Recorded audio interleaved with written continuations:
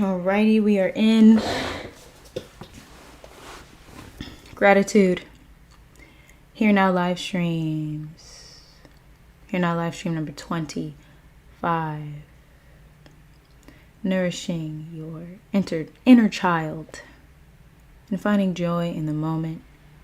Gratitude for yet another live stream. Another opportunity to expand our present moment awareness. Another opportunity to remember who we are. Another opportunity for community, for awareness, expanded consciousness.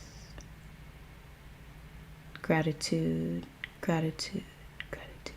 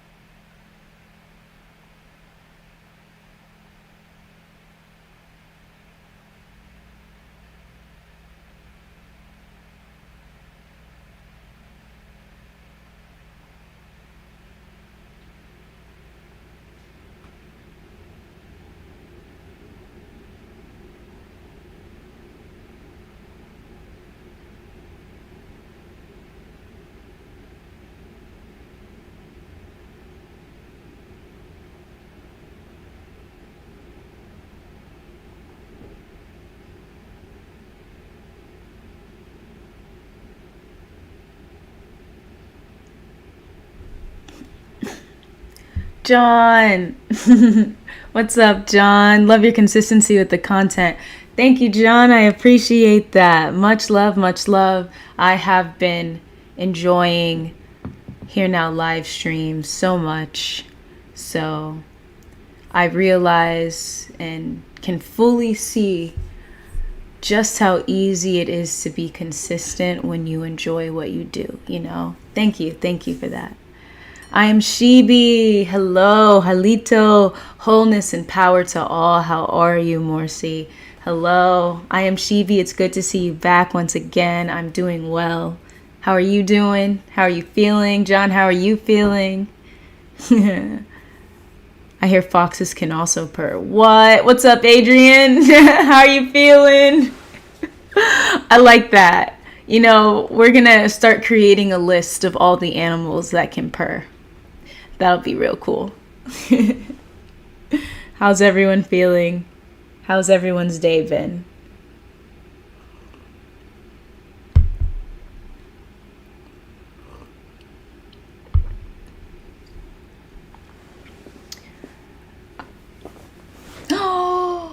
What? Scott? What's up? Oh my god, US women? Why am I always missing them? Hold on. Now I gotta check. I'm gonna just have to watch the replay. I gotta figure out who they're playing. US.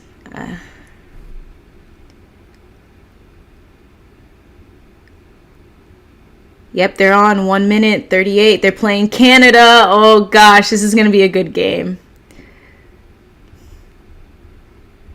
All right, let me know how it's going, Scott. I am Shibi. I'm feeling fantastic. Beautiful day. Thank you for sharing. Yes, it's been quite a beautiful day by me as well. Such a perfect day. I just did breath work and meditation outside by my tree. I call it the tree because it's the tree. And I was just looking up. And I was just like, wow, it's so beautiful. The wind was blowing and the leaves were falling everywhere. It was a moment. I was like, this is the present moment.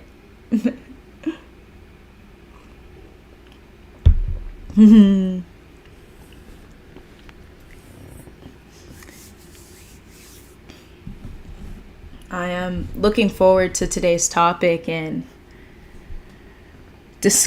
talking with you all about inner child, nourishing our inner child. Oh my goodness. One of the ways I nourish my inner child for sure is through athletics, and soccer is seriously one. I will never stop playing. I'll never stop juggling. Never. I'm going to be like 80, 90. I'm going to still be juggling a soccer ball.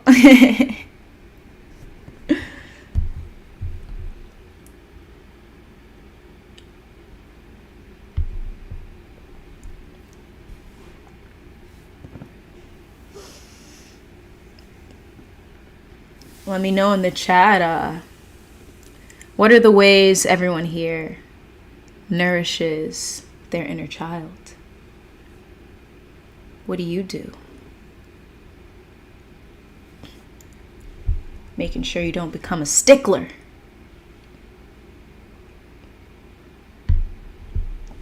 Ouch.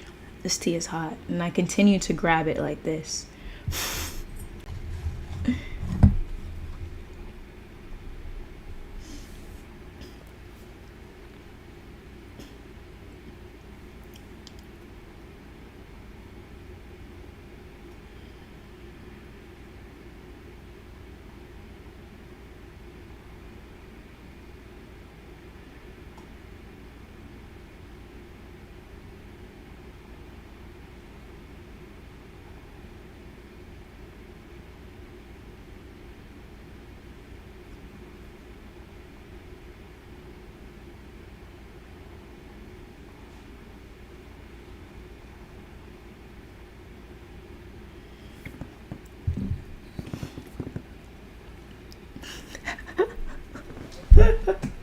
Scott!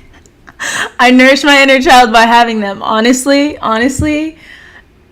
that is such a great way to nourish your inner child. Like, seriously.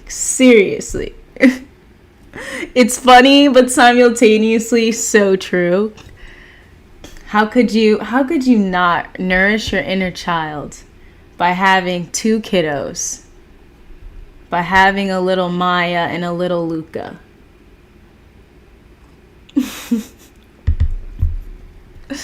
Yo, kids will make you do the silliest things, yo. You step out of whatever comfort zone you're in, whether you're stoic or whatever it might be.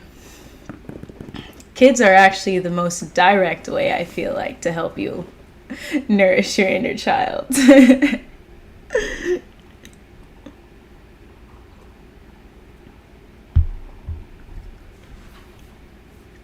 I think my Queenie cat too. Oh, baby. Tugga, do you want to come on my lap?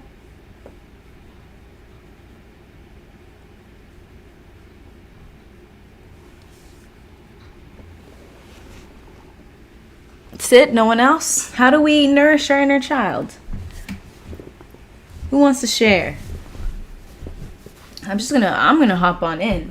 I did some things that I learned and I want to share with y'all. A little sharing.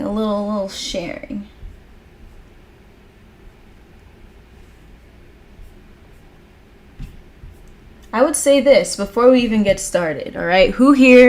Anyone here, have you heard of the concept of an inner child? And what does it actually mean to you?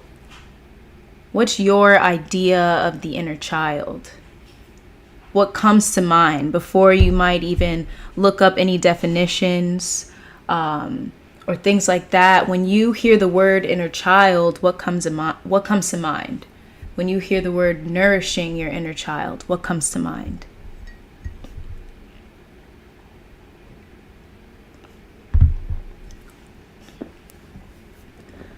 I know for me personally, right? I just think of the word inner child, right? And I think of how can I allow myself to feel more joy in this moment? Creativity, freedom, right? Wholeness, right? Letting go. Just being, because that's what children do. You know, what I love to see from children is how in the moment they are, right? In the moment, they could be upset about something. You took their toy away, you took their lollipop or their chocolate away. They're crying. They might cry for maybe like 2 minutes, right? But then after that, they're done. They might go and play with a toy. They might find something else they're interested in. They let it go, right? With that aspect of inner child, there's so much presence that in the moment when you're feeling an emotion, you feel it.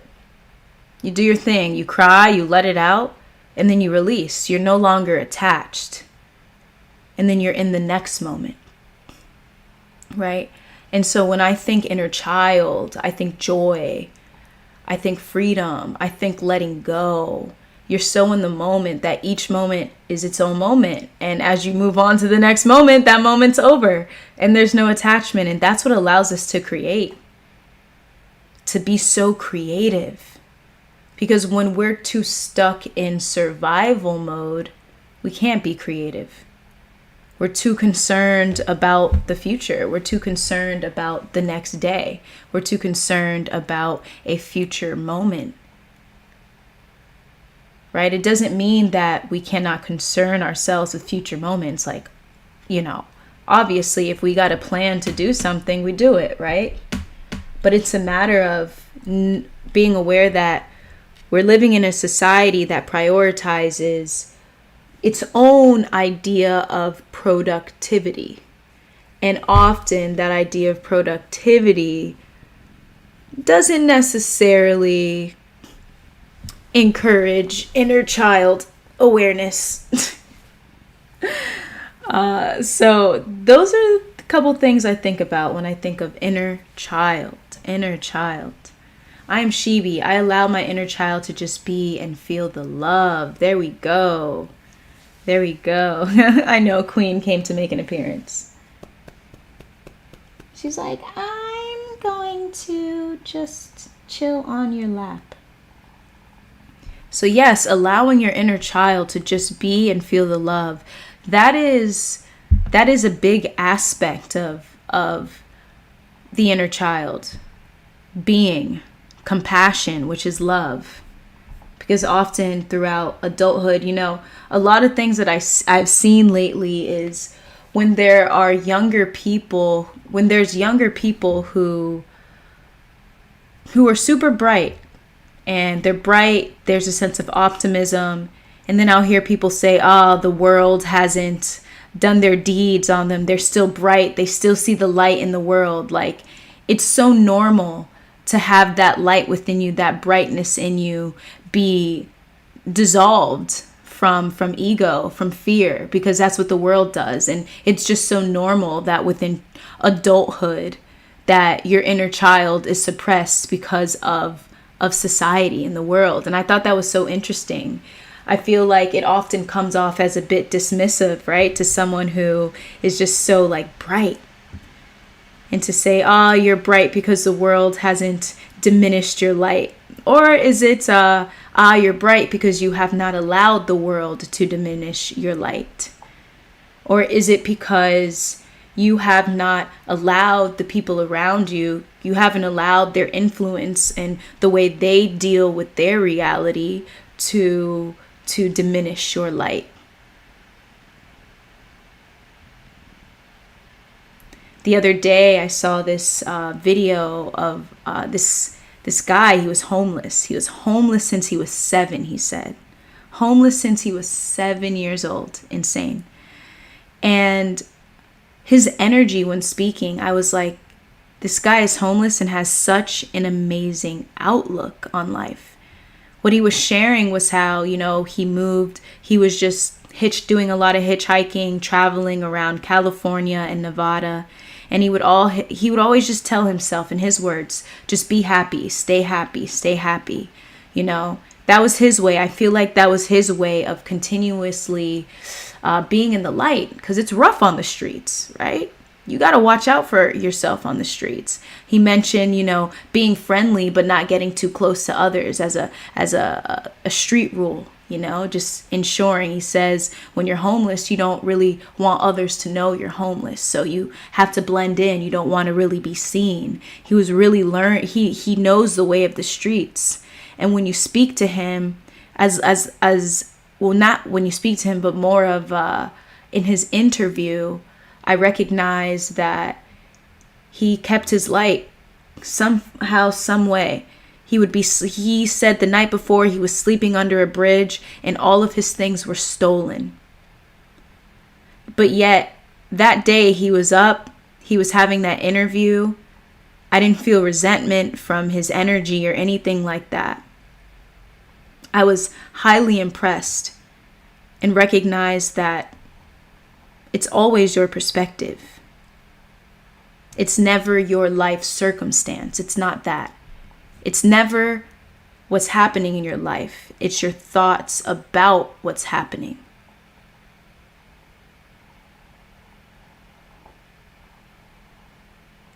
By nourishing the inner child, unblocking that inner child, you allow yourself to recognize that you are greater than your life situation. You are greater than your life situation. No matter who you are or where you are. Now, this may not, I would say, sink in for someone who is in survival mode. Right? What comes to mind is someone who might challenge that, right? And say, yeah, I can't let my inner child be free when I have to live every day and worry about paying the bills and blah, blah, blah, and things like that, right? Hey, it's the way you think about your life situation once again. If someone who is homeless can manage to stay with their head above water, then why can't you? Right? That's how I see it.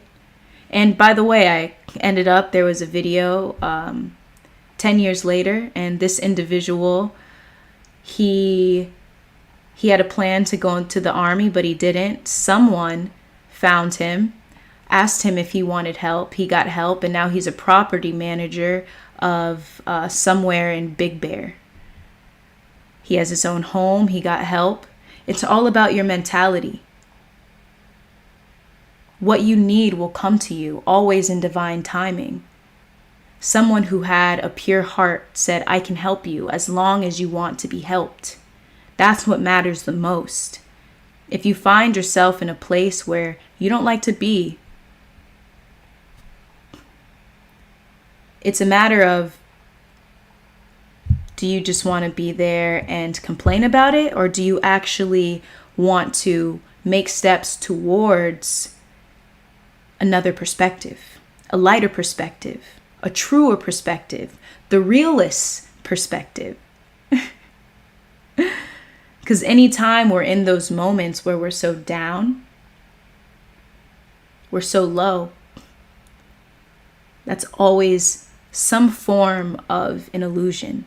Now, the feeling is not an illusion. That feeling is real, okay? The perspective you see, hey, that's your reality. That's going to be real to you. But what I'm saying about illusion is that, once again, bringing it back to no matter where you are in life, right? All it takes is a shift in awareness to recognize the light, to recognize peace, fulfillment, joy in the moment.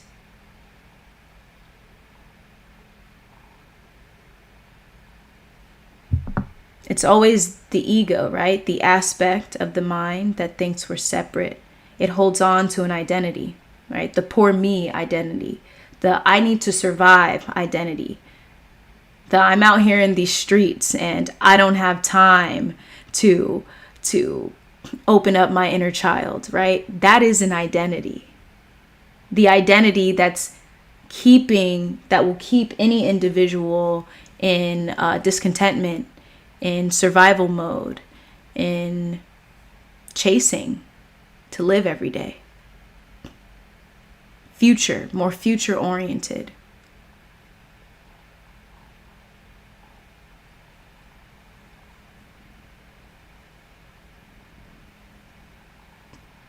You want to live a life worth living? It could happen right now, in this moment, in the smallest ways. Like I shared, all it takes is a shift in consciousness. And you recognize that life is simple when you let it.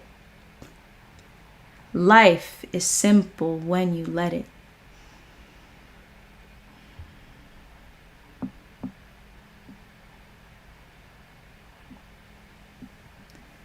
That's what I felt fully. I feel fully each and every day.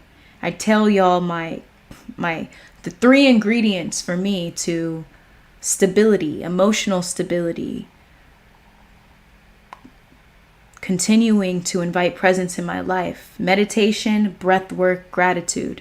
Today, outside, while I was doing a little breath work by the tree, I like to do a meditation where my eyes are closed. Towards the end, my eyes are open. I open my eyes and I recognize the isness of the moment. The isness of the moment. There's no thoughts judging the moment. I'm just there. And what I see is when the wind blows, I see the grass blowing. I see the leaves falling. Cars are driving by. My home is strong and stable on a foundation in front of me. That's all it is. That's all that's happening. That's all that's happening. When you can invite more of the simplicity of the present moment into your life like that, right? The present moment. The present moment is everything that's happening minus your thoughts and your feelings about it.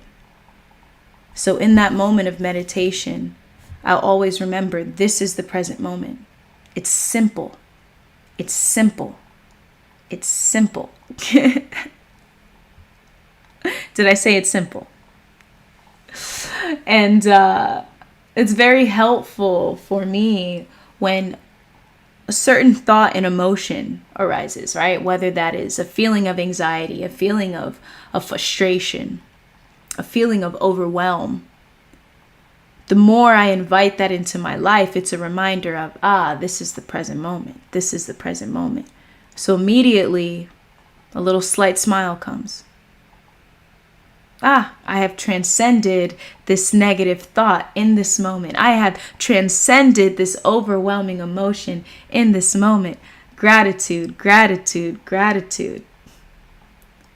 It's honoring those little moments that make up all of life, that make up a life worth living.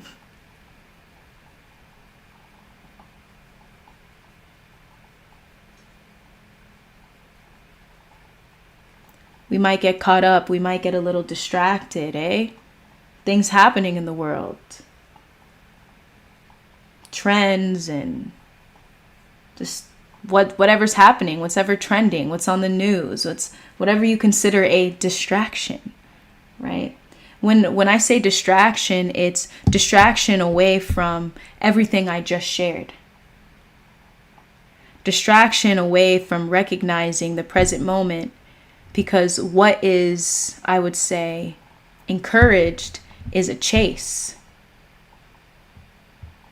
Take a moment after this live to recognize how often we have been programmed to chase. Whether it's chasing for the weekend, chasing for a vacation, chasing to be the richest,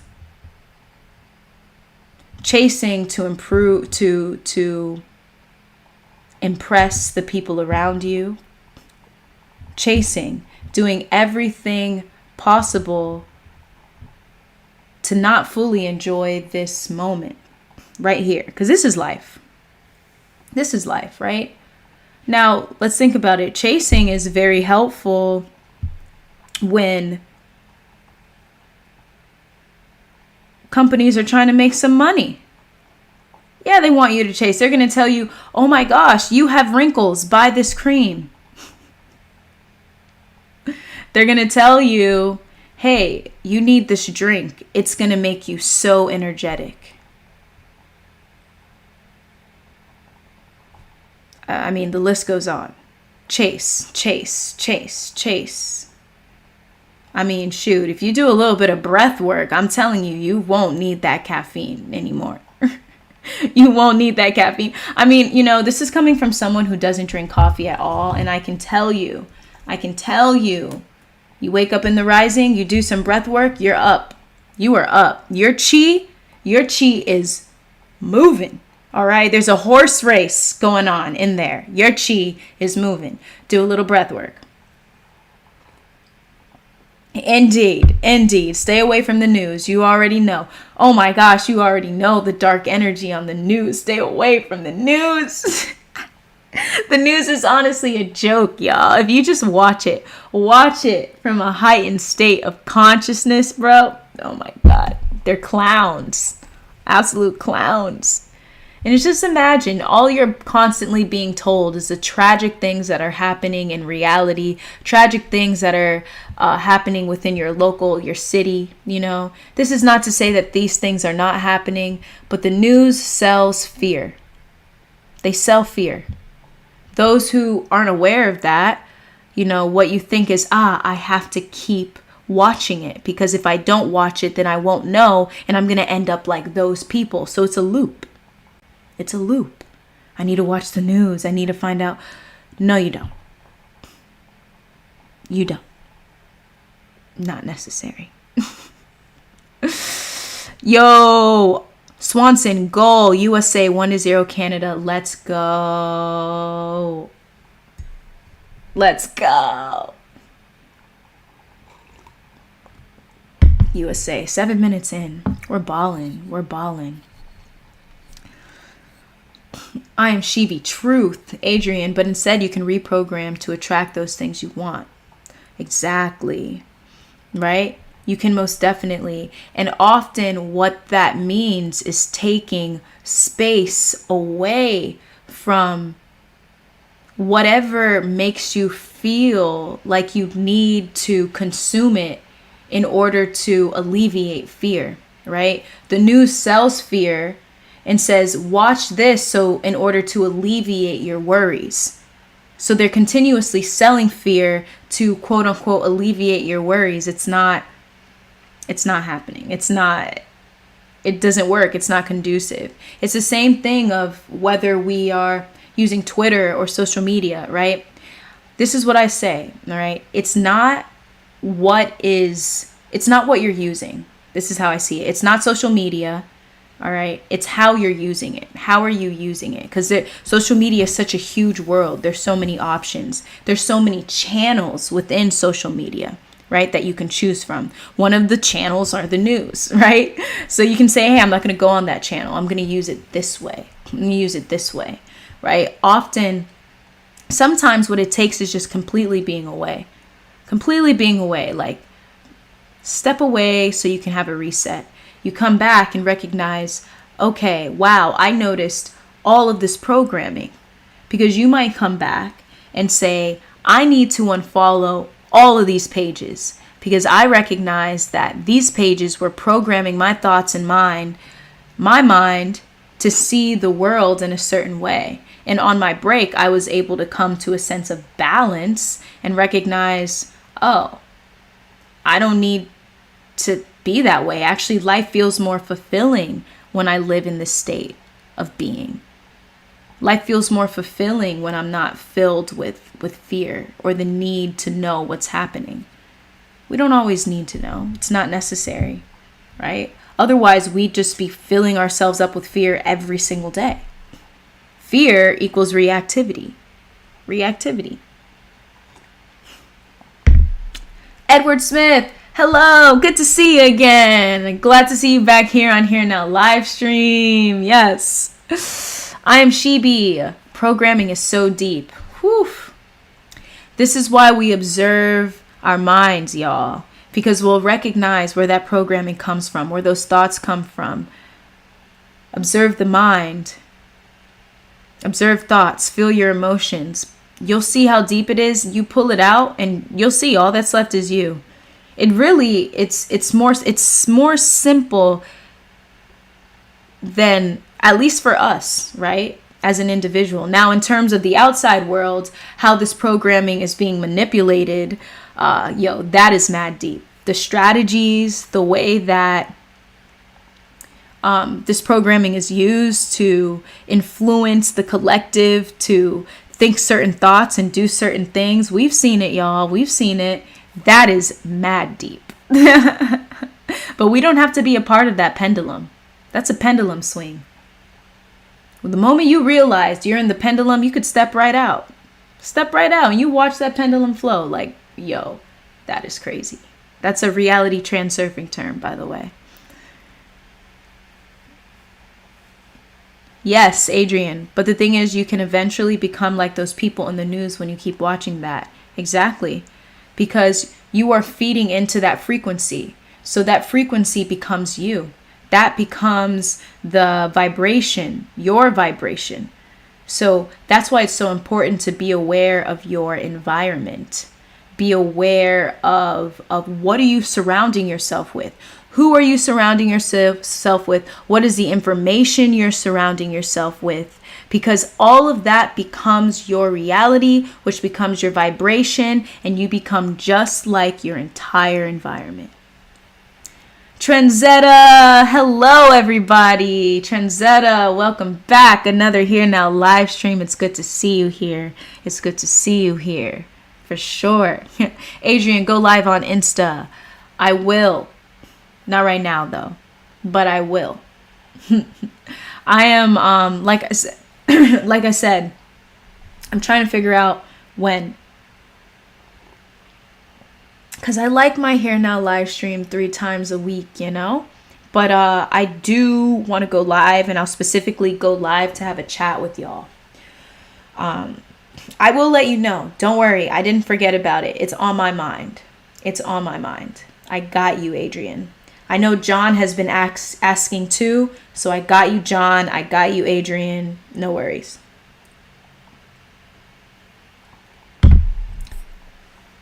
I am Shibi. My world consists of the things I can see within my immediate surroundings. I don't know what's true down the road. Presence, right? My world consists of, the things that you can see within your immediate reality. Sometimes it's so interesting that one big part of this deep programming is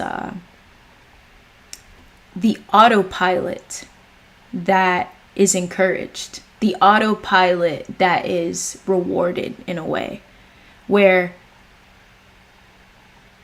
often you may not even be aware of what your immediate environment consists of because you do it every day. It happens so often, it becomes so normal, and there is no awareness that there can be a shift. It's like, this is my world.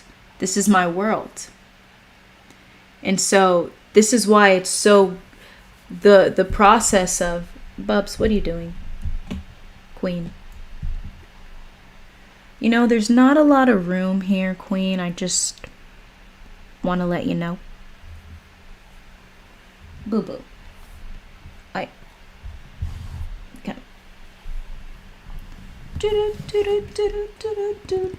Stay on my lap. Bam. Okay. I don't remember what I was saying. But yeah, sometimes we, this is the importance of, okay, I remember now. As we are awakening, what's happening is we are expanding our self-awareness. So we're becoming more aware. And a big aspect of self-awareness is recognizing what is in your environment. What are you feeding, whether it's within or without? What thoughts are you feeding in your mind? What emotions are you feeding? What narrative are you feeding? All right, now let's go on the outside. What people are you continuously giving your energy to? What places do you continue to go to? Where are you putting your energy? What are you watching? What are you prioritizing? And then you could start to see what's happening within your immediate environment, right? Trenzetta, your frequency is what you frequently see. Ooh, I like that one. Your frequency is what you frequently see. Yo, I gotta give that a nice,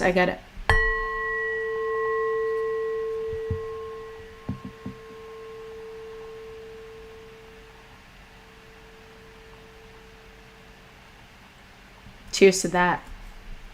Cheers to that. What are we frequently seeing in our lives, right? We're here, right? The topic for today is the inner child. The inner child. I'm going to tell you right now, I will not allow some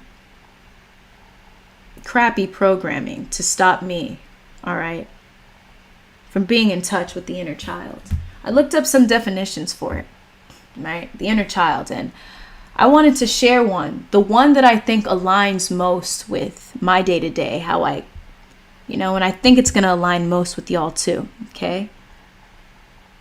The inner child can be seen as the essence of a person's being, the essence of your being. What? Representing their innocence, purity, and connection to the divine. We don't have to lose a sense of innocence and purity just because we're moving into adulthood. Just because we're moving into adulthood. Right? I mentioned earlier, some might see your light. They might see your brightness and say, oh, the world hasn't dissolved your innocence and purity yet. You haven't felt the darkness of the world. Let me tell you, y'all, I felt the darkness of the world. I definitely have. And when you feel the darkness of the world and you still choose that childlike aspect of you, you still choose to be in touch with the essence of your being, you've transcended it. Because all that is just distractions. It's fear. It's an illusion. Because when you step into this space, you're creating your energetic field transcendent. Your aura bright. Fear, when it comes into your space, it transmutes. This is why I share compassion, self-love, kindness. These aren't just willy-nilly, I'm going to suppress my emotions type. No. When you are consistently prioritizing that, you are literally creating a protection around you. A protection around the darkness of the world. And when I say protection, okay, I say awareness. Awareness is your greatest protection. Awareness is your greatest protection. You are aware. You are so aware that you just know. You just know. You just know. Just Sean, what's up, moderator gang? Nice to see you here, King. Emoji James, welcome, welcome, welcome. We got 4 checks. Yes, yes, yes, yes. All right. The inner child can be thought as representing a person's authentic self, free from limitations and conditioning of the ego and societal norms. All right? Inner child, the essence of your being, your authentic self, your innocence, your purity, connection to the divine. Right? I mean, we might say innocence, innocence, I say, when I think of the word innocence, it comes as a form of not being aware, right? When we're a child, the child is not actually aware, so it's quite innocent. But I find that as an adult, you become aware. Now, what you do with that awareness, that determines where you go. You can either be that person that says, look at that person, so bright and happy. The darkness of the world has not ruined their light. You can take it that way, or you can take it the other way and you can say, oh, hey, I'm aware of the darkness, but I've noticed how much it pulled me down. I notice how much it has put me in a place of instability, of stagnation, of unrest. It's not a fun place to be. I actually like it when I am embracing my authentic self, when I am choosing my inner child, my inner essence. And when I'm here in this light, when I'm here in this state of consciousness, I recognize that I feel a sense of empathy and compassion for those who have that fear, who live in that darkness, who cannot recognize, like, whoa, you're not separate from the world. You're not separate, I would say, from the universe. All things interconnected, interdependent.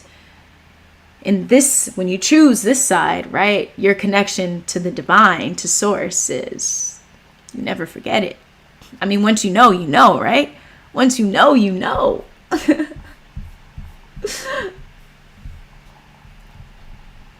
So I want to ask everyone here in the chat. Alrighty? What are actually some of your childhood experiences or memories that still impact you to this day? And it could be on a range of whatever it might be. What are some of your childhood experiences that still impact you till this day? Queenie is quite active today. I'm telling you all, there's no space on this desk, and she's really trying to find it. I am Chibi. I ride my bike often. A woman stopped to tell me that I was her hero. I asked her why, and she said, "Child, you got so much energy. I see you everywhere around here, and you're always smiling." Yo, oh, hold on.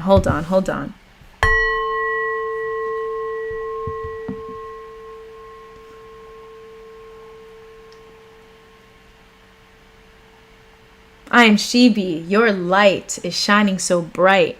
Just by you being you, you are inspiring those around you. Look at you. The simplicity of just riding your bike. Riding your bike every single day.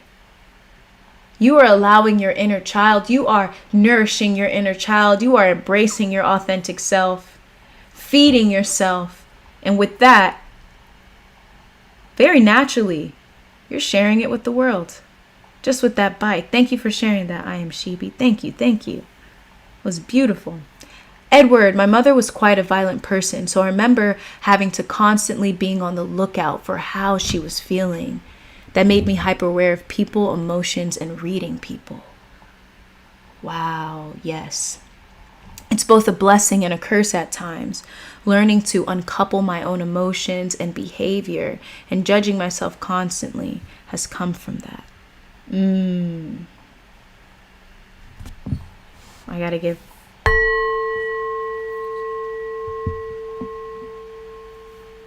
Thank you for sharing that, Edward. It's so interesting how when we're looking back on our childhood. And we see how it has affected the way we are right now, right? It's both a blessing and a curse at times. Learning to uncouple my own emotions and behavior and judging myself constantly has come from that, right? I think one thing that I have been learning is how to manage and maneuver that sensitivity, right? Being in that space, you are absorbing so much. Especially when you're in an environment when it's unpredictable. You don't know what's going to happen next. So often you're on edge. So what has happened is the mind has been trained to always be on the lookout. What's this person's energy? Always on the lookout, right? Often that puts us in a state of survival mode. Constantly judging within, judging without. Right? Often that definitely can suppress that feeling of that childlike feeling, right? Of joy, of peace. It can suppress that feeling of recognizing when you are actually safe and supported. And this is why when we are prioritizing those aspects of self-awareness, prioritizing allowing our inner child to come about, we can see our childhood moments in a different perspective. We can honor it too. It doesn't mean we're putting away like bad. No. We're learning from it. We're shifting, right? And we're learning from it. We're seeing it as, this was an opportunity. We're also seeing it as, this is how I see it too, right? When you think about those moments as a child, those moments that you weren't very fond of, because same for me here.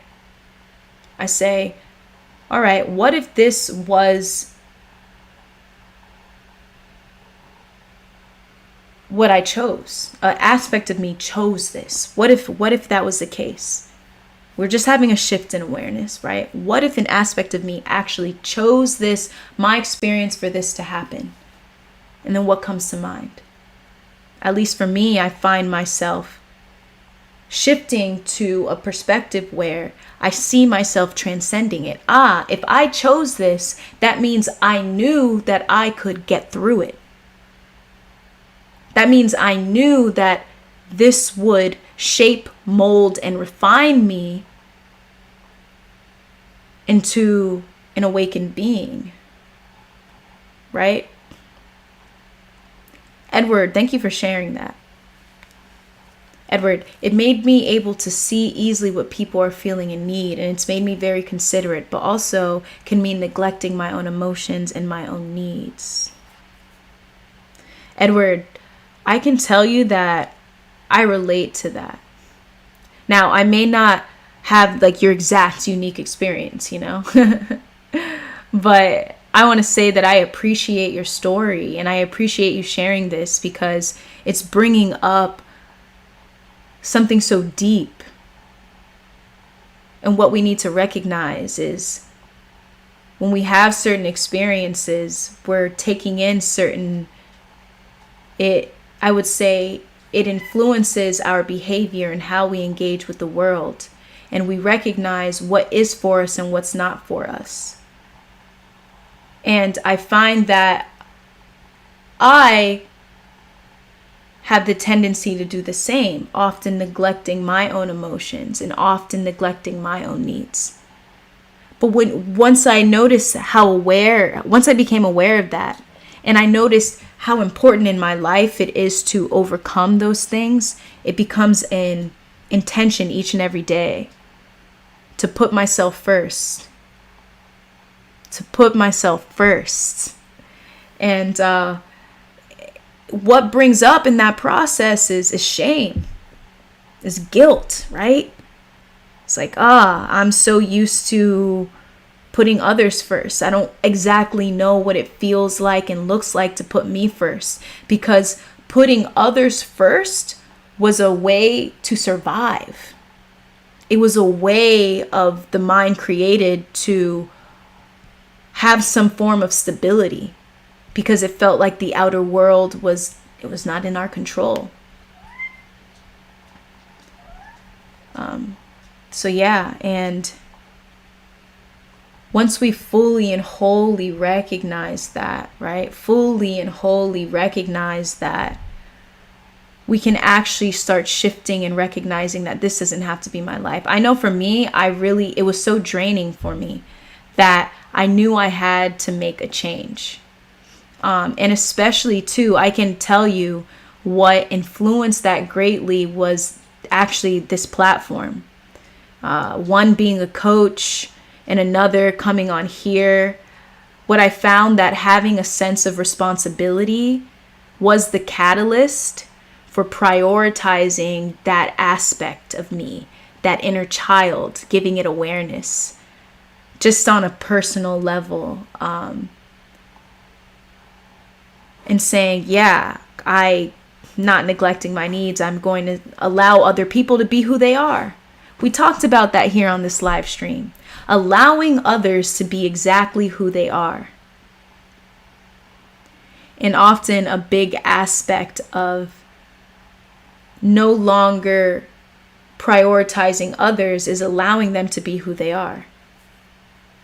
If they're a bit volatile, if their life is crashing, or I don't know, crashing is a bit extreme, but you guys know what I mean. Allowing them to experience the consequences of their own behaviors and their own life. Allow them to do that and recognize that that is not under your control, and recognize and say, hey, I did that as a child as a form of stability, but I don't have to do that anymore. It used to be helpful, so I thank it. Thank you. Thank you for helping me in that time. Thank you for showing me and sharing with me what I needed. But right now, as an adult, it's not helping me anymore. It's actually holding me back. I'm not in my most authentic self. So I think a big aspect of that is prioritizing that. And whatever inspires you to prioritize that is up to you, what comes up for you. For sure, for sure. Jaden, welcome, welcome. Good to see you back once again. Adrian, heard of Life is Strange, True Colors. It's a game about a girl who can feel emotions of others. Interesting. It's a game. A game? You know what's interesting is like we can feel emotions of others. Maybe in this game it's very like super extreme maybe, but we can definitely feel the emotions of others.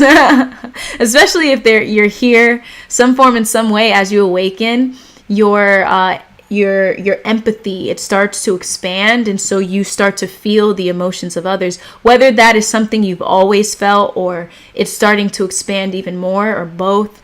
We do feel that. And a big aspect of spiritual awakening is being able to train that aspect. Otherwise, we're going to be drained everywhere we go. And that's a journey that I'm on too, and it's been great. I share a little bit here and there, but prioritize that. It's such a gift to be sensitive. It's such a gift to be compassionate and empathetic. But we must know when to give and when to stop, and when to create a block around our energetic field and our aura. That's huge. Otherwise, we're going to be drained and we're going to be sucked in back into the ego. Because we're just feeling everyone's energy. We're feeling everybody's problems.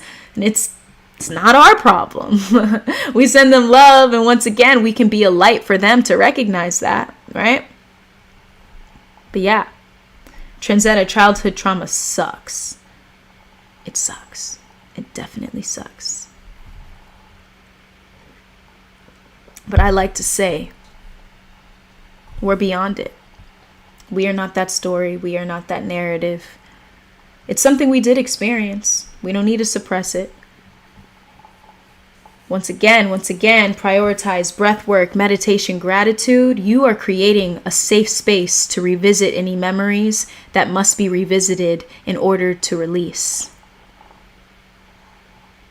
Because we're talking about some deep things here. And often, if we are not ready to revisit a memory, it can traumatize us once again. This is why it's so important. Create a safe environment within yourself and around you so that you can approach it. Gratitude, compassion, self-love, heart-centeredness. That gives you the strength you need to approach this. See it in another perspective. And not allow you to take it personal once again. Right? This is a healthy approach.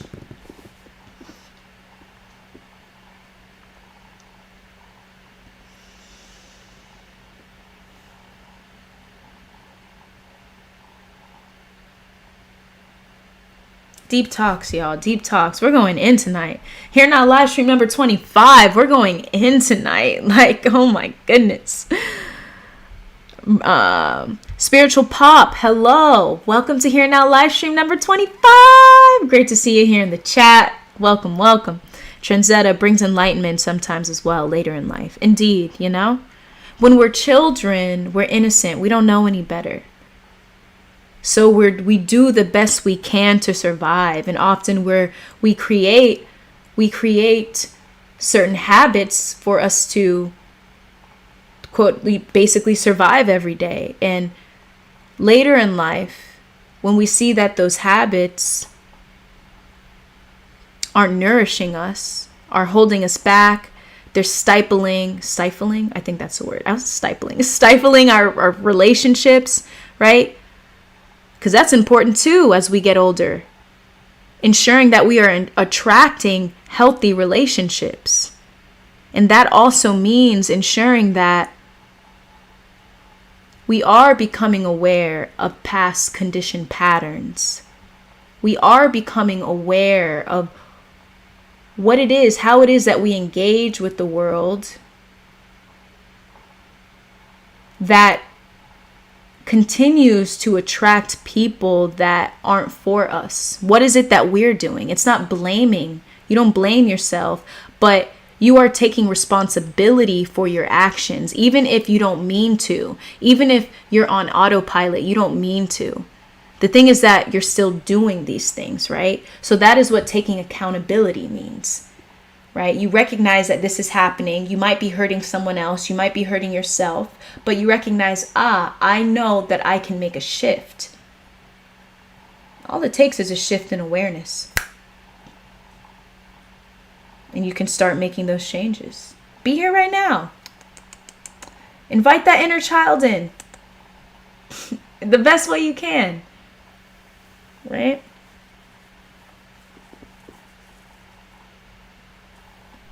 Edward Smith. Exactly.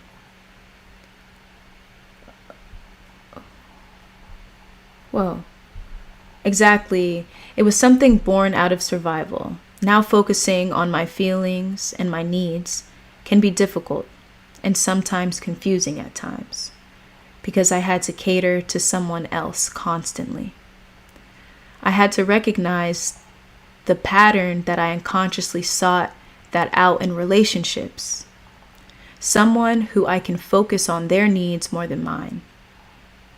Something healthy wasn't an option because having the space to focus on me and what I need or want was unknown or scary. I didn't know what to do in those situations, but understanding what that is has helped me move past it. I appreciate you can relate to that. I've also realized that growing up, my inner world was deep and imaginative because reality wasn't a place I could be myself. I became a dreamer and a thinker.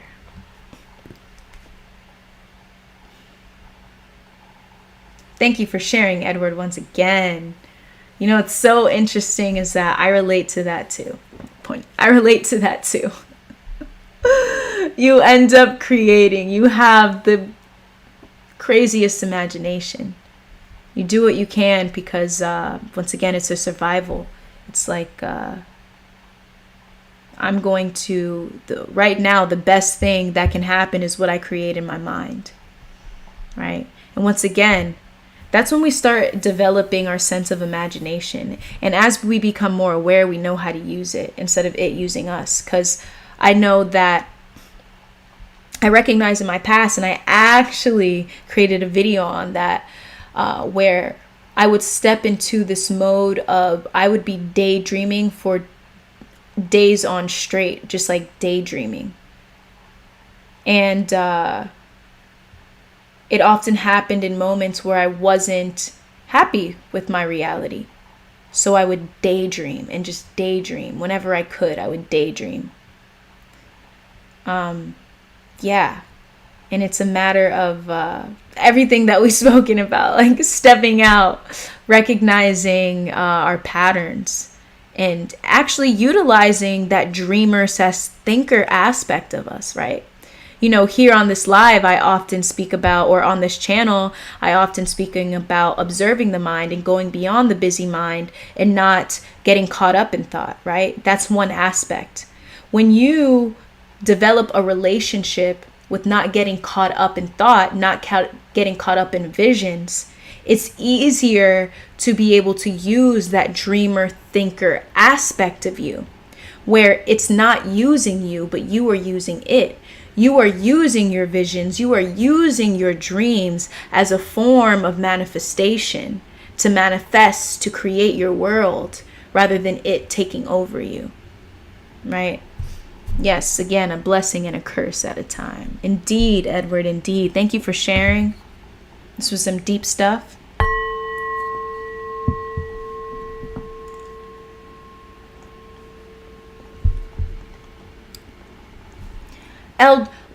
I was about to call you El Chico today, but your life thought shared today. Life thought shared. Thank you for the energy exchange. I appreciate you, my friend and my moderator. Sending love to you and everyone in the chat. Much love to the chat. Much love to the chat. We're healing tonight. We're reflecting tonight. We're going beyond tonight. Jaden, something I still remember from my childhood and carry with me subconsciously is that I couldn't be my most authentic self and express that through my clothes, hair, etc. Now I can do that. Yes. Such an aspect of, another aspect of feeling the need, you know, when you're a kid, often you are limited to what your parents allow. Once again, we are no victims of that. As we grow up, we say, hey, this is what I want, right? Jaden, thank you for sharing. And I'm so happy that now you feel you have the courage, you have the bravery to express yourself authentically. That takes courage. That takes vulnerability, right? This is a quote that I love by an author named Brene Brown. And she says, there is no courage without vulnerability. When we are stepping out of that state where in childhood, we were taught to do one thing in order to survive, in order to be accepted, right? We must step into a place of vulnerability when it comes to finally expressing our authentic self. Even if it's through your hair, your clothes, whatever, using your voice, speaking about what it is you feel deep in your heart, playing music, art, whatever form of art, anything can be an art in this world, to be honest. However it looks like expressing your authentic self, it does take vulnerability. But please know, everyone here in this chat who might be listening to the recording, there is no courage without vulnerability. So if you find yourself stepping into your authentic self, I want you to remind yourself and say, I stepped into the arena today. I chose to put myself in a vulnerable place, and I chose to transcend all judgment, all fear, and be my fullest self. And this is so freeing. This is me. I'm allowing my inner child to be. Honor that moment. Honor every single moment that you embrace your authentic self. Because that is what creates this allowing yourself to be yourself no matter where you are, no matter where you go. And that's something that I myself, right? I'm never going to share y'all something that I don't do. That's what I'm doing right now. There's often certain environments where I don't feel like I could be my fullest self. And I'm learning how to be aware in the moment. Even if I have to, before going to a certain place, giving myself a little pep talk. All right, being like, hey, Morcie, embrace you. I know you're going in this environment where you might feel a fear of being judged for who you are. But right now, you are going to be you wholly and fully. And that's it. That's that. That's that. If you don't like me in this way, you don't deserve to be in my space. We're just going to go our merry own way. We're going to cross paths. Peace it out. Thank you for sharing, Jaden.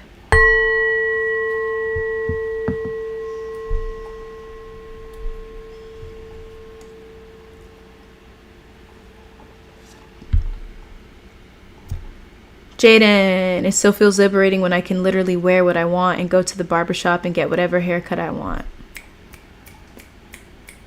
Right? The freedom, the sovereignty, the independence. Adrian, daydreaming. I used to do that too so much in school, and teachers wouldn't like that. That's what happens when we go to public school. They're like, what are you doing? You're in your head.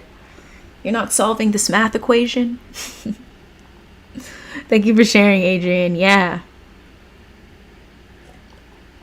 Sometimes too, we're not even interested in what, is happening in class. I don't know if that was your experience in that moment. But often I know with myself, if I'm not interested in something, I end up daydreaming. And, aside from any past, like feeling a sense of, from my past, is just like, I know when I was in grad school, that was a big aspect of my awakening, huge. And I was bored. I was so bored. I was daydreaming. I was like, yo. And the moment I left and I started educating myself, oh, I was reading, I was researching, I was working on myself, right? If daydreaming happened, it was as a form of using it. It wasn't using me. It wasn't taking over me, you know?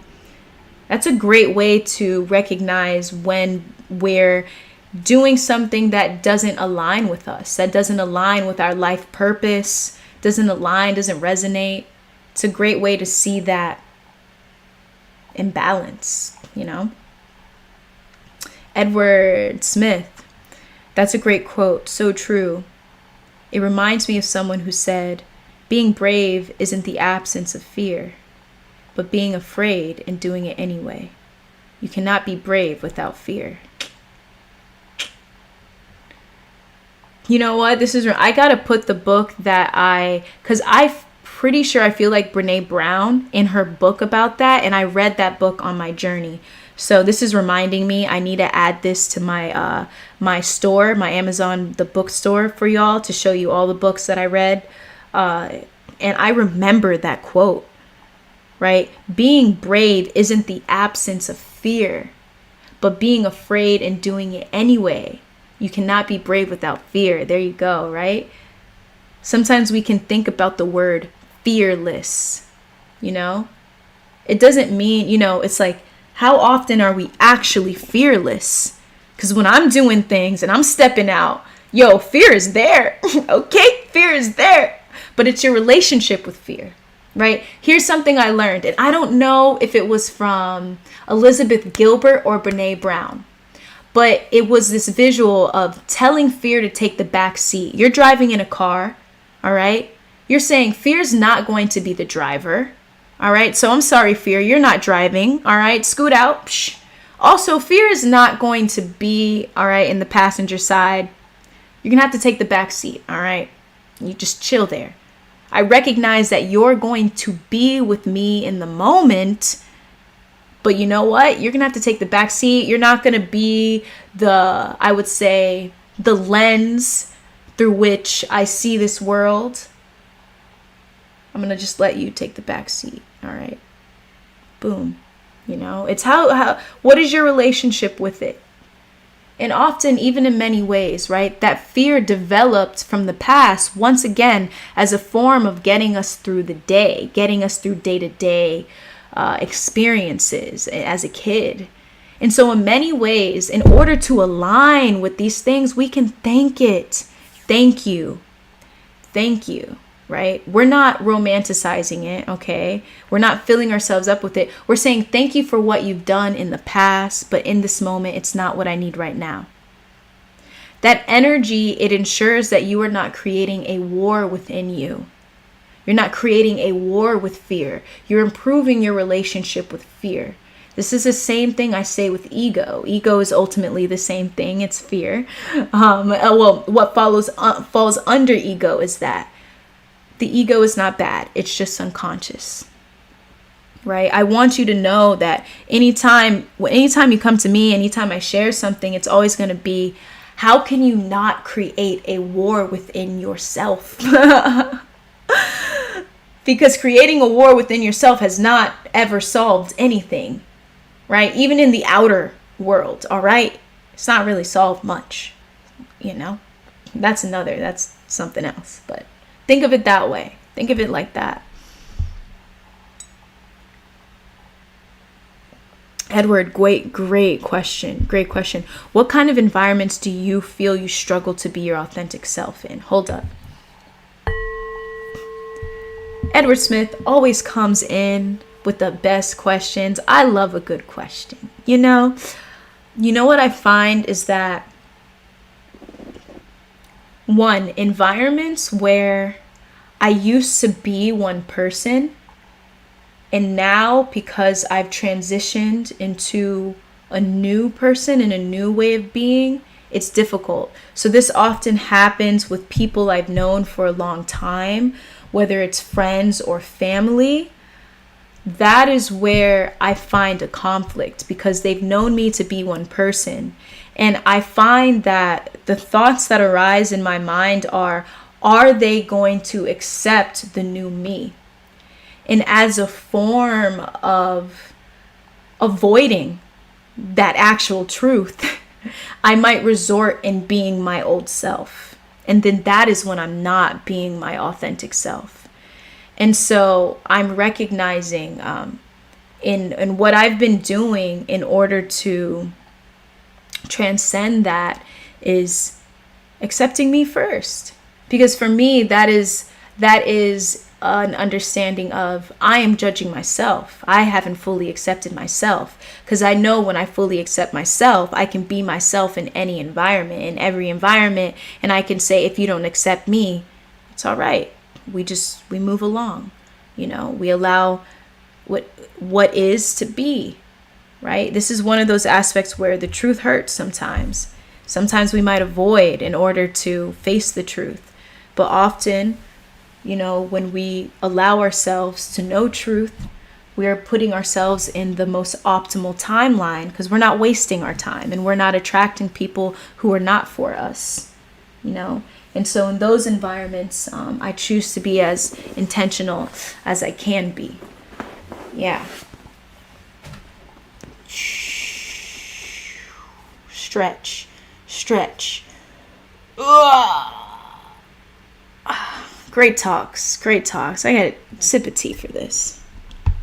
Queen. Hi, Bubs. I'm going to give my cat a little snack right now. You want a snack? Because I know you do.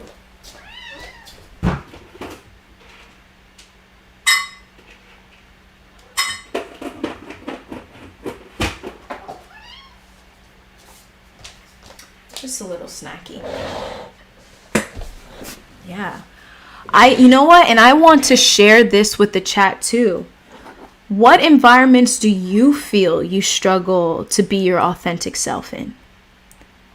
What environments do you feel you struggle to be your authentic self in? This is major when it comes to nourishing our inner child. Major.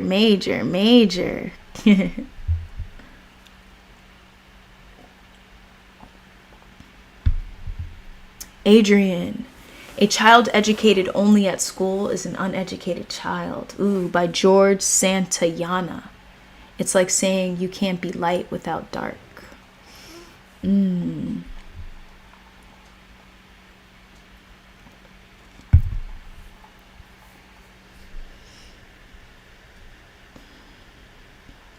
It's so interesting too on that last one. You remember how we spoke about yin and yang in the last live, and we say, light cannot exist without dark.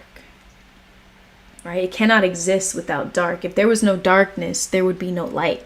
Light would just be, light wouldn't even be a word, because the two words, they are counterparts. They are because of each other. They are because of each other. And this is, wow, now I'm diving in. It's coming back with inner child, right? Some, you might think of the word inner child and you might think of only light. That's why when we see the word child or we think inner child, right? Even when I did looked up, some perspective on inner child, the word innocence came out. And look, I'm going to define innocence really quick.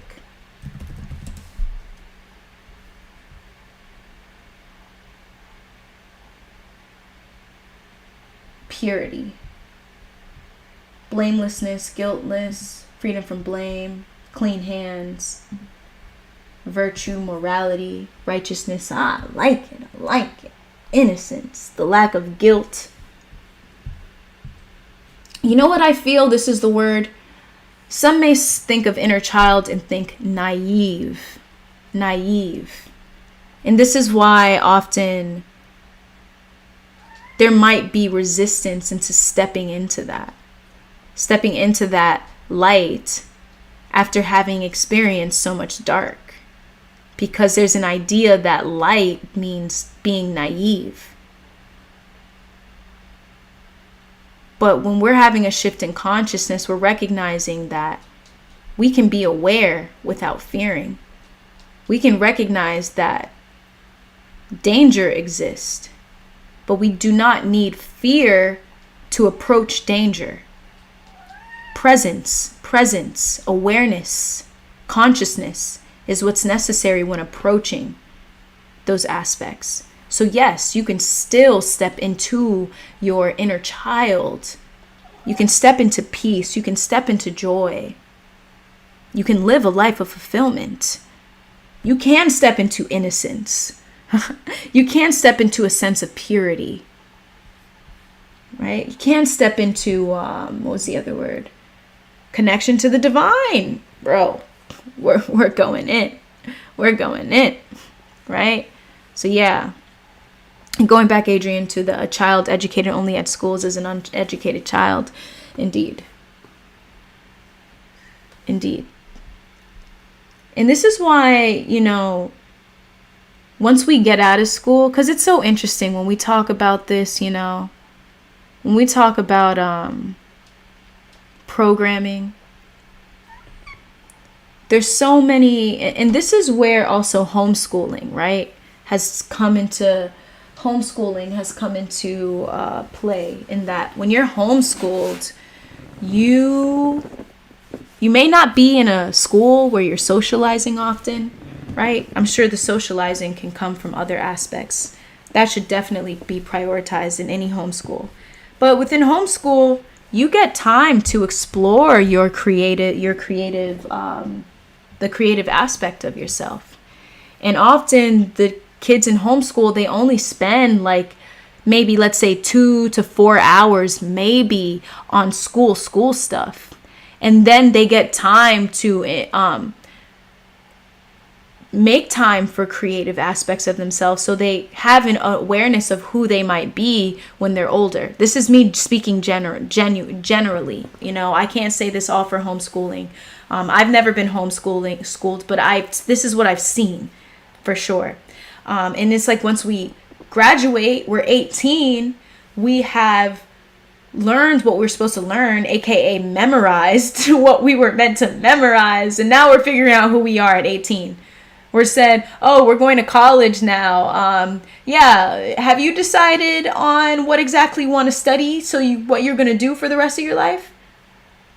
I just spent 18 years doing what I was told to learn. I never even got the chance to practice a sense of independence and sovereignty to even know who I am and what I want.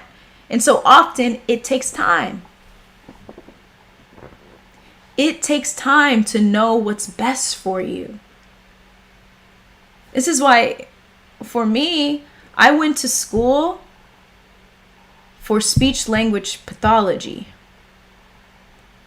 I went all the way, paid all this tuition. I was in grad school, and it was there where I realized this is not for me. It's wonderful. Every speech path, I love you. And I loved doing that. I just didn't feel passion. I needed to feel passion. And it's one of those things where, all right, well, it took that moment in my adulthood to recognize what made me happy. And even on this journey, all right, of sharing with y'all this platform, I was still learning what was best for me. We're constantly learning it, right? But at the very least, when we're kids, if we can have a bit more sovereignty, or at least be inspired to, on the weekends and on our free time, at the very least, right, have that sense of guidance to engage in that creative aspect of ourselves. We know a little bit, right? We know a little bit more.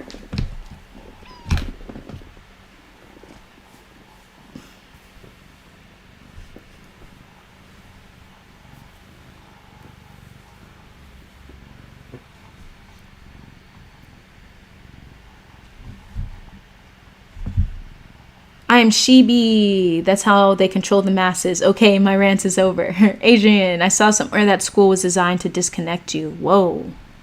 I mean, hey, you know what? I'm open to learning more about that.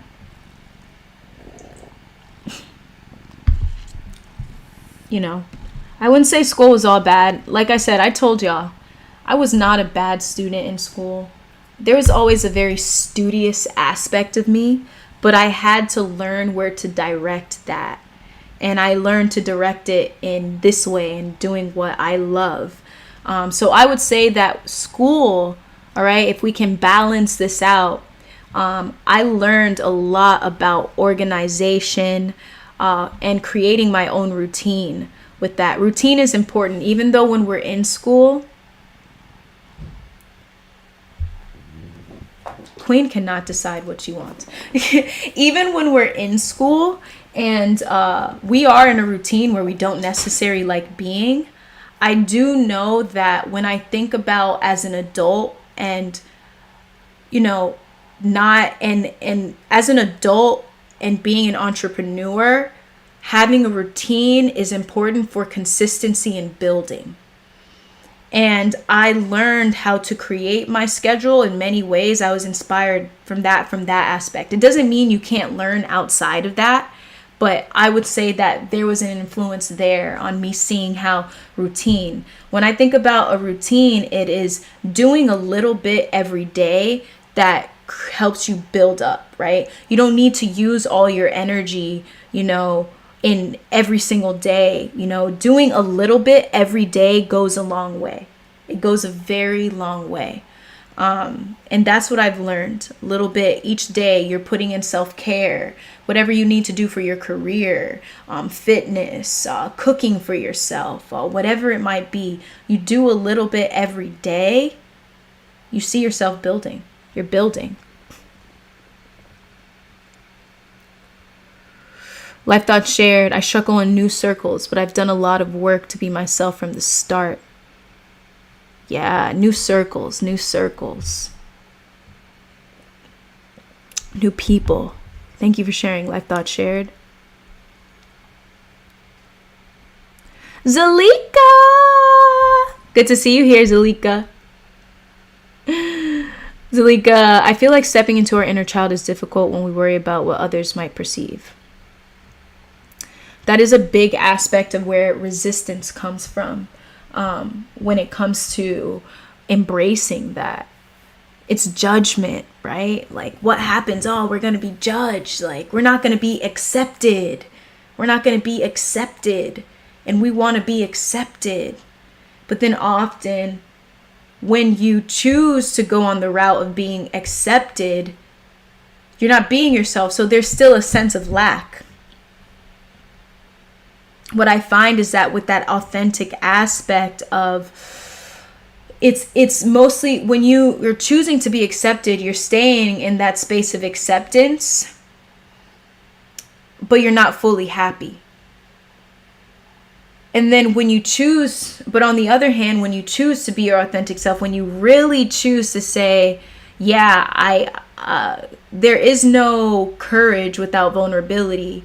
There is no bravery without fear. When you recognize that fully, right, and you step over it, or you get through that judgment, if that makes sense, that discomfort only lasts for so long, right? So on one hand, the discomfort lasts longer, but you're being accepted, whereas the discomfort doesn't last as long, because once you step into your authentic self, that is the reward in and of itself.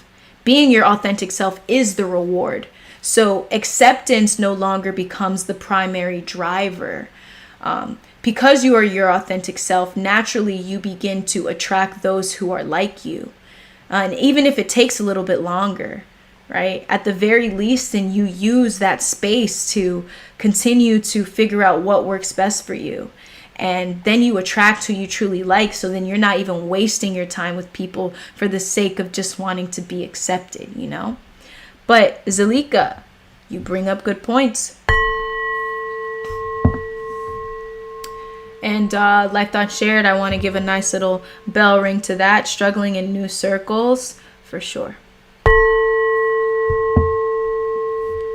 What's so interesting for me? I find that new circles, I actually feel comfortable being my authentic self. I recognize. New circles. But whenever it's somehow attached to someone from the past, like, bro.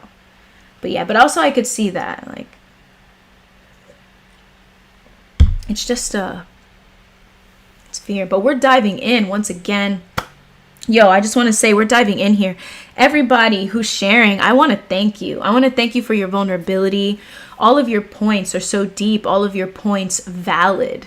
And this is a space we need to self-reflect and allow ourselves, like, even after this live, to sit back and say, what can I've taken in so much. I've learned so much. How can I be my authentic self? How can I nourish my inner child? Right? How can I remind myself that there is no courage without vulnerability? There is no bravery without fear. So how can I shift my relationship with vulnerability?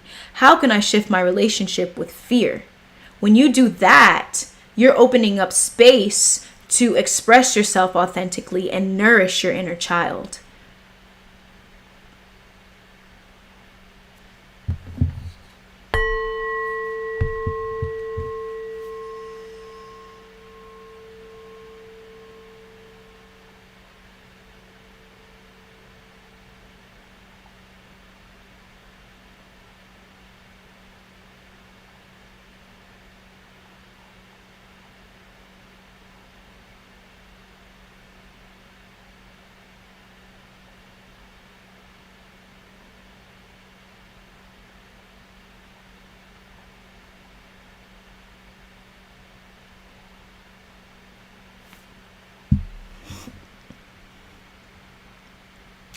Edward Smith, I feel like at work, I can struggle to be my authentic self, mostly because there are things I wouldn't be doing if I didn't need the money.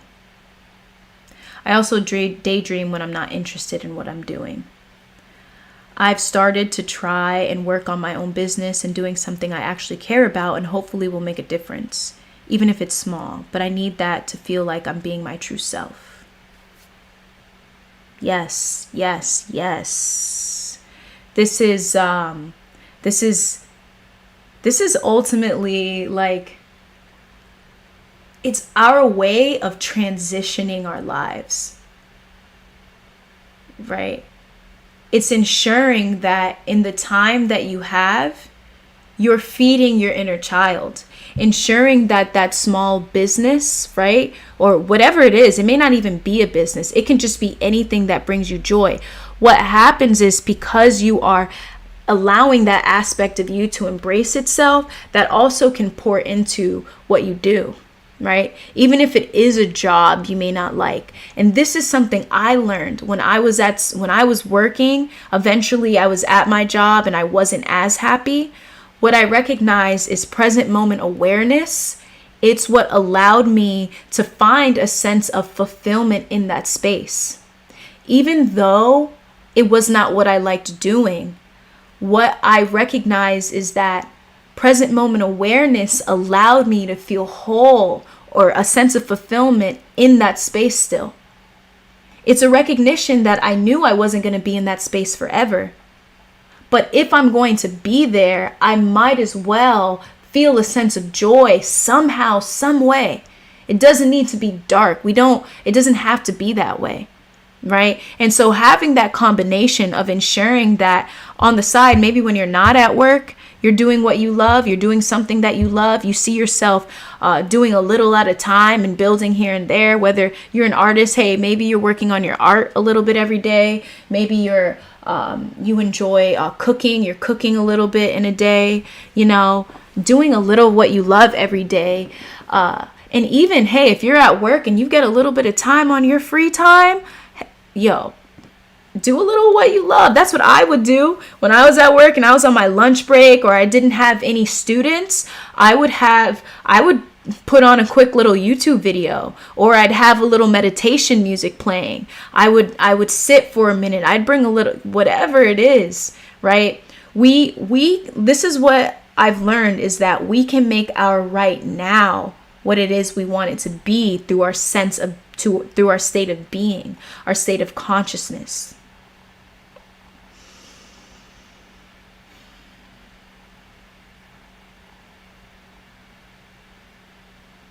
How you choose to spend this moment is a mirror of how you spend any other moment.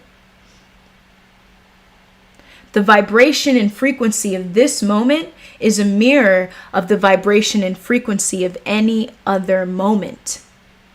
You can be on this journey to get exactly what it is you want, but if you're rushing to get there, if the present moment is a means to an end and it's not what you want it to be, you're going to reach it. And that vibration of that journey is going to enter into the goal, right? For a moment, you're going to feel, yay! But because there wasn't a practice and an awareness of this moment being whole and complete and having value as it is, we then continue that same point of view of, all right, I reached this goal. Now I'm going to go forth in the same way once again, right? So that creates the mentality of chasing rather than living in the now. And what I recognize is on my journey of working at a job that I didn't feel passion for. It was decent, but I didn't feel passion in my day-to-day, and I was bumping into a lot of challenges with coworkers and things like that. I recognize like what is the value in this moment. And when you can take that philosophy with you everywhere you go, you have this consistent state of being. You have your emotional stability is evident, right? Every moment that we're in, it's teaching us something. Great point, Edward. Great point. Love that. Adrian, that's how I feel with business or for some reason, but I want to feel passionate about it. There we go. Right. And Adrian, even just with that realization, immediately you awaken to the possibilities of what can help you feel passion, right? What makes your inner child glow and come to life. It's the power of intention, the power of our voice, the power of awareness. When we say the words effortless ease, I like the phrase effortless ease, or going with the flow, or things like that, or life being simple when we let it. It's that recognition of, I'd like to invite passion into my life. What does that look like? And with that simple awareness, you invite that in. So whatever comes to you, whenever you recognize you would like to invite passion into your life, all right, act on it. Act. Yang. We talk about yin and yang, right? Act on it. Action. Because when we're co-creating with the universe, we too must take action. There are moments when things just fall into our lap. Thank you. But we must take part in the creation process by acting. So it's sent to us through the yin. The yin is when we're receiving in that sense of introspection. And the yang is now when we're taking action. Take action on what comes to mind and see if you like it. See how it makes you feel. And if it's not that, then keep it moving. And just know that you didn't waste your time if you didn't choose what your first initial thought was. You're actually you're learning new things, right? In order to find what we like, we got to figure out what we don't like, right? There's so many things I realized what I don't like before I got to this, and recognize like, oh, this was in me the whole time. Often, you know what's funny too? What you feel passionate about, it's something you do all the time. It's something that you find yourself resonating towards all the time, but you may have in your head blocked it out. That was my journey.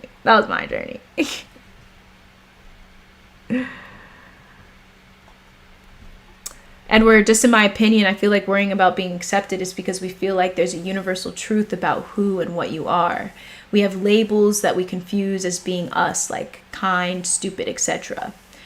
My actions can be those things, but that's not who I am or what I am. When I am wrestling with how someone feels about me, it's because I feel their view of me doesn't align with how I view me.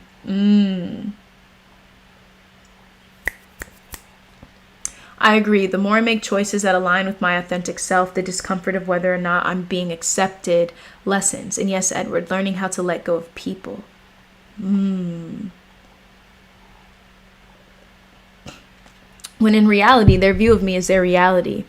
and just as real as anything else. They're not wrong to view me that way, even if it's negative. Often it's a reflection of their inner world, rather than being universally true about me. Have y'all ever heard that quote? What you think of me is not my business. And that's something that in those moments, Edward and Zalika, I just had a deja vu moment.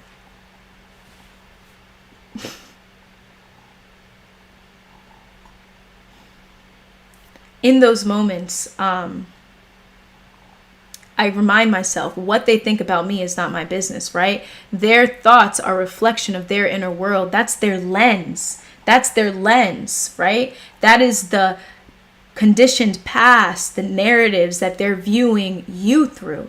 So it is not a universal truth. It is not the ultimate truth in which they see you. Definitely. And this is definitely spending that time. I can tell you my moments in solitude, when I use them with intention, that's when I feel the most like it doesn't matter. Because I've spent so much time in space just being here and saying, I like it here. And it doesn't matter what anyone thinks because I like it here. And that alignment is so powerful that caring what someone thinks takes you out of alignment. And that's not normal. So I'm like, no, I like it here. So what you think is your business. Right. Zalika, learning how to let go of people pleasing is a big lesson. I felt that.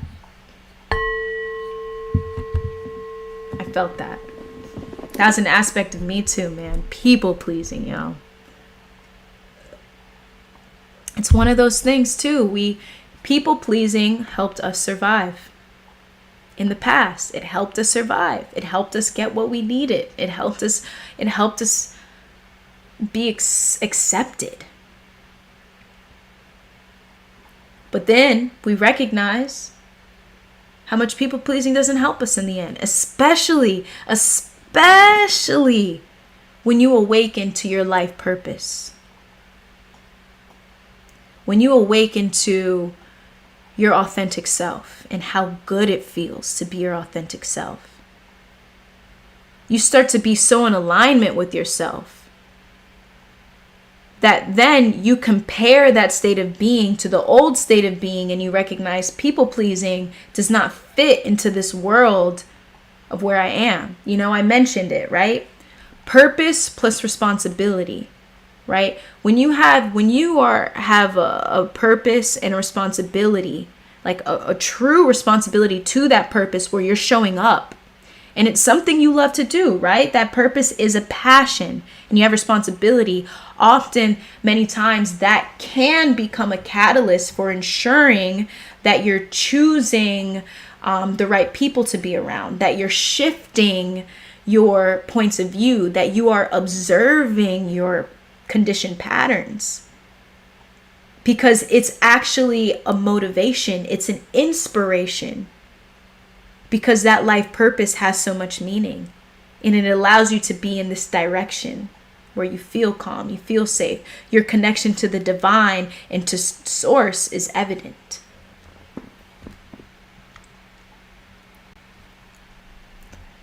Edward, if I adjust my behavior because of someone else, I am removing their ability to really see me and be okay with them viewing me in any way they like. Even if they like me, when I have adjusted myself to be viewed a certain way, I neither respect myself or feel seen, because the version they like wasn't really me anyway. Yeah. Cecilia Kakilia, welcome back. I love saying your username. It's so cool. Welcome to Here Now Livestream. Sending lots of love to you. Here Now Livestream number 25. Gratitude to be in this space once again. Much love.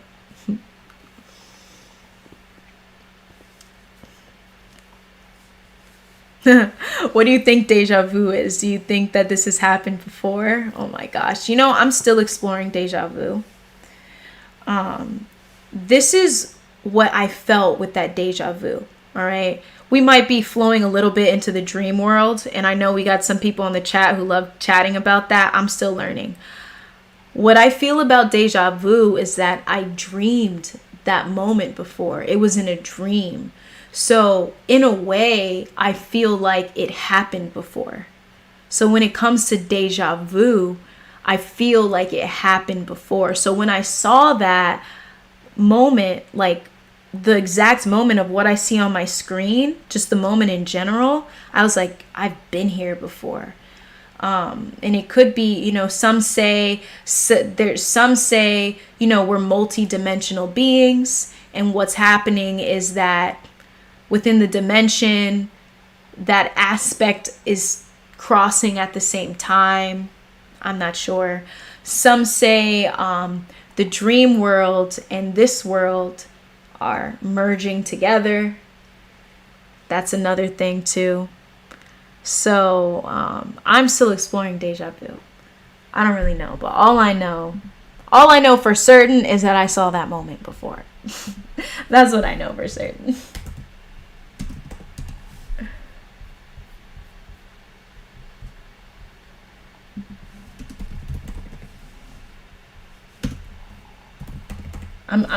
I actually am a little curious, so I'm gonna look it up real quick. Deja vu is an eerie feeling of familiarity that most of us will experience at least once in our lives.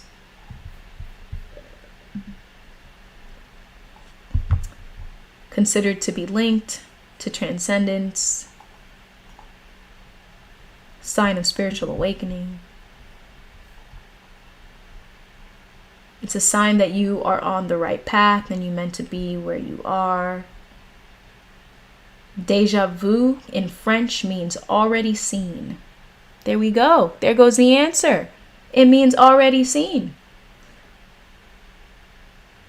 It's a symbol of spirit communication, heightened intuition, or vibrational frequency.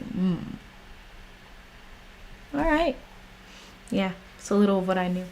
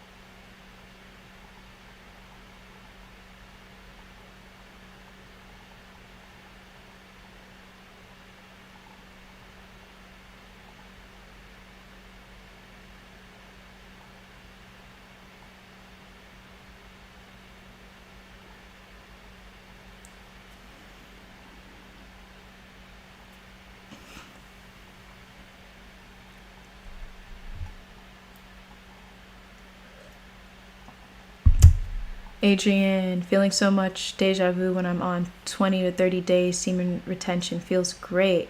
Adrian, kudos to you for stepping into this consistent journey. I know that is a powerful journey. And yeah, feeling deja vu, you're on the right path. You are on the right path. 20 to 30 days. Let's go. Cheers to that. Edward Smith. I always find people's ideas behind things like deja vu really interesting, like theories on space, infinity, simulation, free will, etc. I have some wild ideas I like to play around with. You know, it's so crazy. Like life is just infinite. so we can play with ideas. Like there's so many, like I enjoy delving into all of these theories as well, like the simulation theory, like free will, fate versus free will. Like I don't know, I see there's a little of both, because we talk about a little life purpose. I feel like life purpose has fate, but free will, like do we really have free will? I don't know. I haven't been there yet. All I know is that it's really cool to recognize that, you know? Because when I think about life purpose, like I feel like life purpose is somehow aligned with the fate. If you came here and you have a sense of purpose, you know? And then I also think about the aspect of flow. When I find that I'm in flow, that's the most present I can be. So it's so natural. Like even when I'm speaking to y'all, there's a flow. So it's so natural. And even where our conversation flows naturally into other aspects, right? And so in there, it's not like there's not a sense of free will or choice, but it's like we're making choices that are easy. We're making choices that are ultimately natural. So there's a sense of free will there in somehow, but at the same time, it feels like a fate because it's natural. If that makes sense, y'all, right? Because flow, when I think flow, it is this balance of discipline and surrender, right? When I say discipline is a sense of learning. You've learned something, you have been consistent at it, so it's already developed somehow within you. So there's a sense of being comfortable in whatever action you're taking or whatever you're doing. And when you surrender in the moment, I feel like surrender in just one form or aspect is not overthinking it. So when you're fully in your discipline and then you're not overthinking it, you're in flow. You know, it could be like, for me, it's speaking, or I played soccer growing up. I gave that example one time. We practice all the time. So then in a game, you are using what you have learned and you've surrendered to the moment. You're not overthinking. So it feels like you're not really trying. And so in that moment, I feel like it's such a mixture between fate and free will. Yeah, love that, Edward. I am Shivi. I had a deja vu moment when I was talking with a couple of people. It was so wild. I saw wild. It was vivid. It left me speechless for an entire afternoon. I yelled, "I've done this before." They were shocked, to say the least. Yes, I've done this before. That's happened to me too. I was just like, I have been here before, like fully, like a vivid memory and awareness that you were in that space. And I feel like deja vu is one of the many experiences where you remain in awe and wonder, awe and bewilderment of the moment.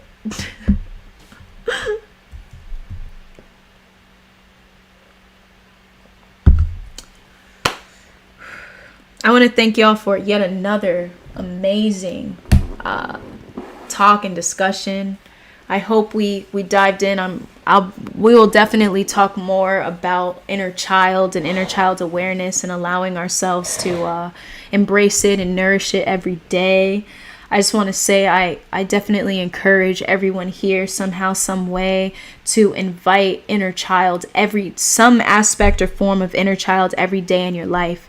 It does not need to be whole, big, or grand. It can be something small. It could be for a minute, for 5 minutes, for an hour. I want to remind you that a little bit goes a long way, truly, right?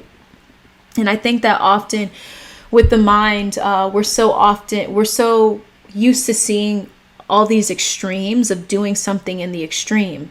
Like if you meditate, you have to meditate for an hour or something like that. When you think of meditation can be something as simple as one conscious breath in,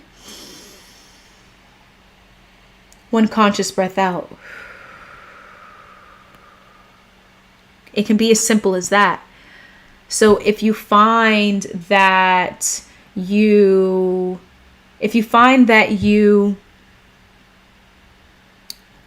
would like to embrace it a little bit more and nourish it a little bit more, just invite a little bit of it into your life and honor that little moment. That's it. Invite a little bit into your life and honor that little moment. Go live on Instagram. Just talk. Adrian, I will soon. I want to finish up Here Now live stream. I don't have time yet. Like I said, I don't have time yet.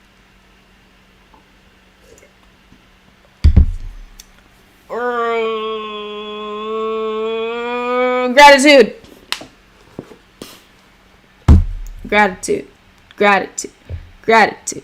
What are we feeling grateful for today? What are we feeling grateful for today? Hold on. Let me know in the chat. What do you feel grateful for? What would you like to honor and acknowledge right now, in this moment? What would you like to honor and acknowledge right now, in this moment? Here now live streams. I am Shibi. I'm meditating right now as I listen to the crickets.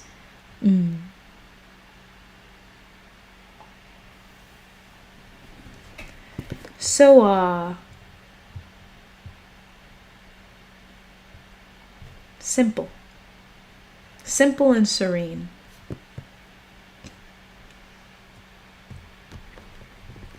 Juice Chipotle, sure. Gratitude time. You already know, Adrian. You already know. All right. Well, this is the last of the patchouli. Cecilia Kakilia. Honoring good health and good thoughts. There we go. Honoring good health and good thoughts. Oh my goodness. Yes.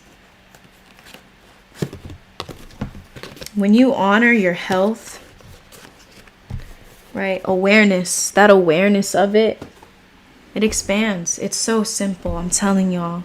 Life is simple when you let it. Your awareness, you honor that. Honor good health, and it's in there. Plant-based incense. Check it out. Link in bio.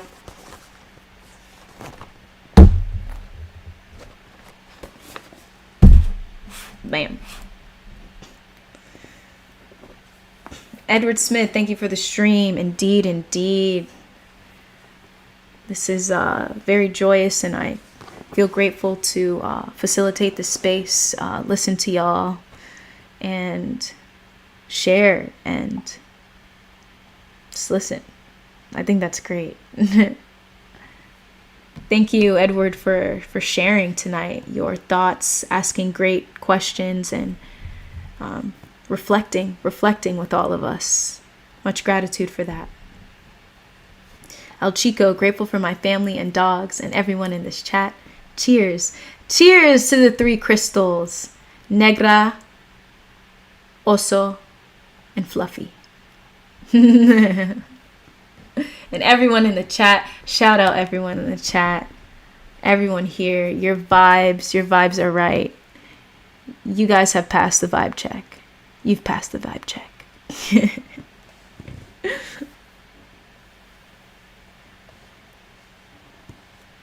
You have passed the vibe check. Grateful for inner peace. Grateful for inner peace. Inner peace. Inner peace.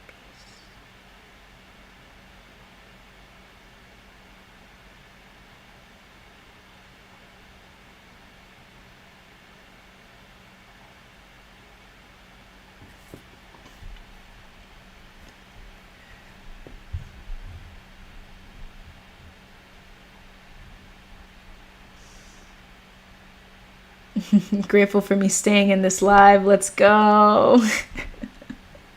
This is what I say. You can be anywhere else right now, but you're here. You're here in Here Now live stream. Cheers to you, Adrian.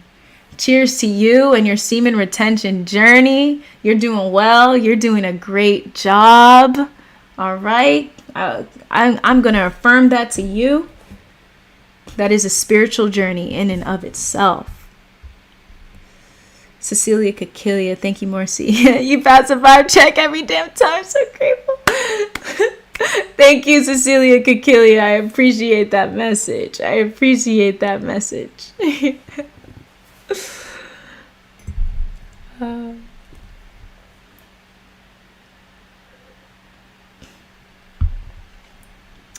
I am Shibi. I concur. I concur. In this moment, I'm feeling grateful for flow.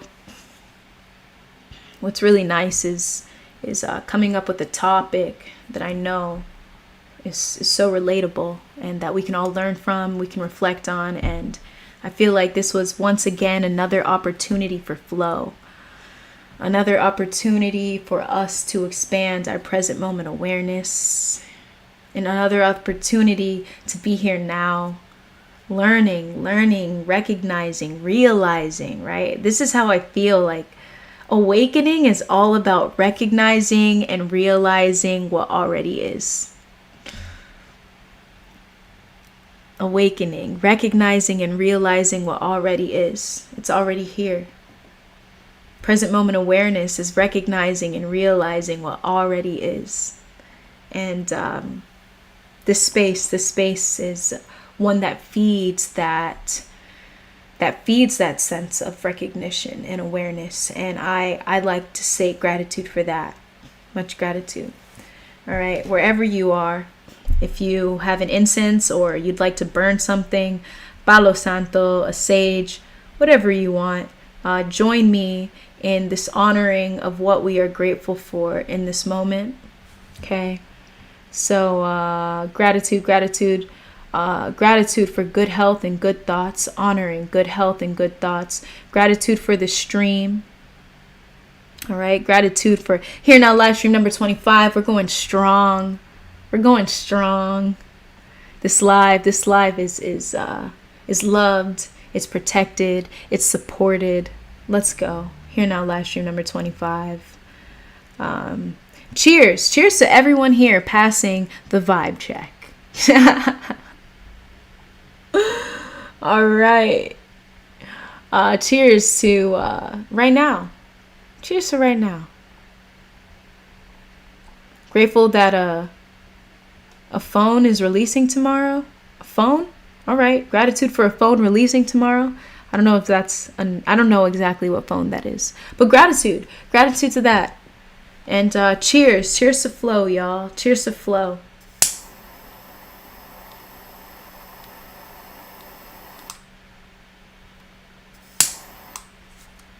Gratitude is one of the most simplest way to enter the present moment. It shifts us out of the incessant thoughts, narratives, stories, conditioning of the mind. It shifts us out of the discomforting emotions that arise, that come with those thoughts. Immediately puts us in this moment to recognize what it already is. To recognize, not only recognize what already is, but it is partnered with a sense of upliftment, of enlightenment, of peace and joy. This is why inviting in gratitude to your day-to-day, right? When I share with y'all each and every day, it doesn't matter what I do or doing, I'm prioritizing meditation, breath work, and gratitude. Because it helps with any form of anything you'd like to regulate in your life, emotional regulation, awareness of conditioned patterns, self-awareness. When you are inviting those three practices into your life, you create a safe space for yourself. And gratitude, we talk about present moment awareness. It's the easiest, simply because it offers that feeling, that high vibe, high vibrational. It invites in clarity,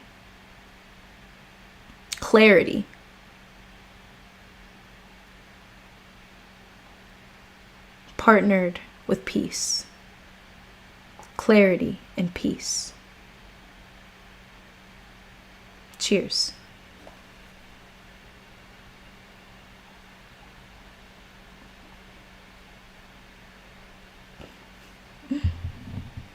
Cecilia Kakilia, grateful for flow and abundance. Salika, grateful for rest. Oh my goodness, you already know.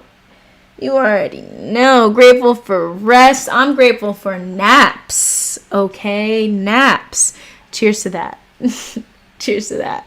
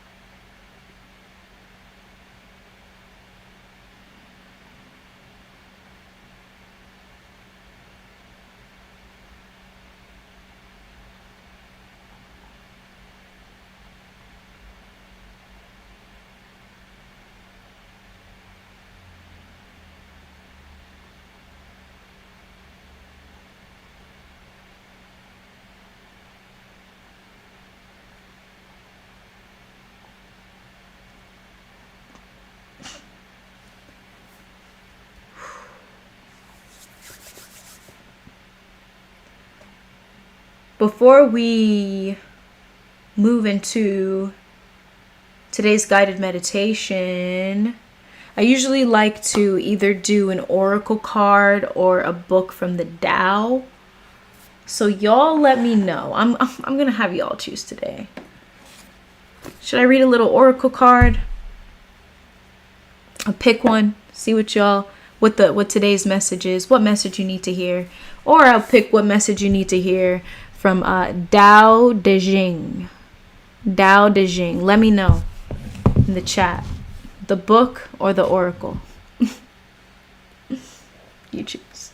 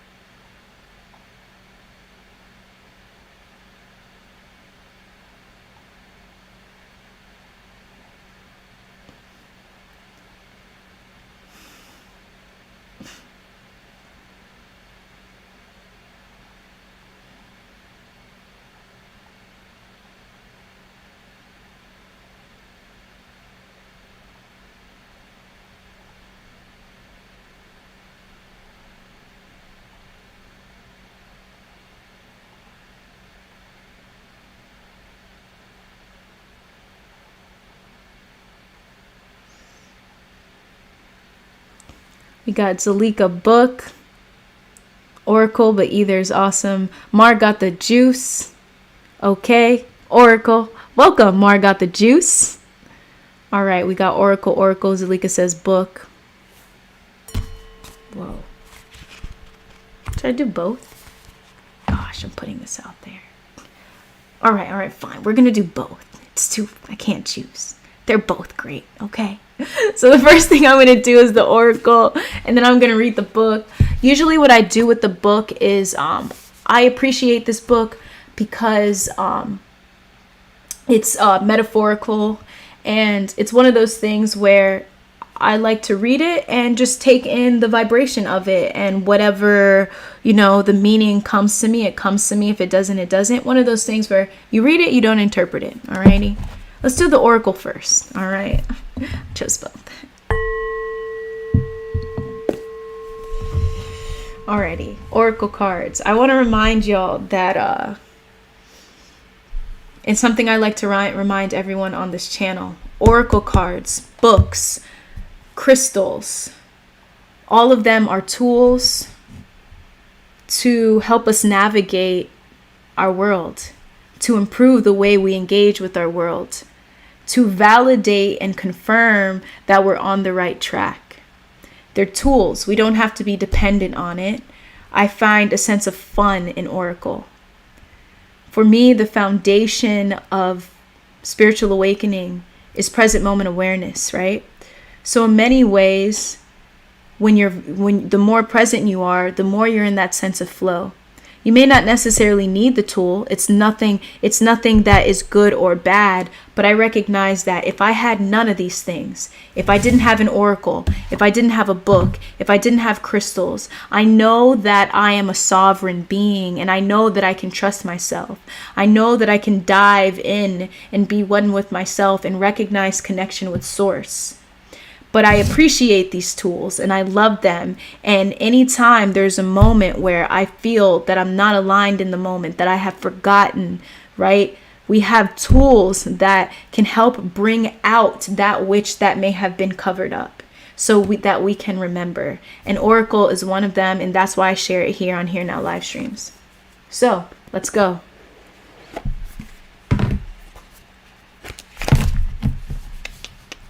Fairy Oracle. Fairy Oracle.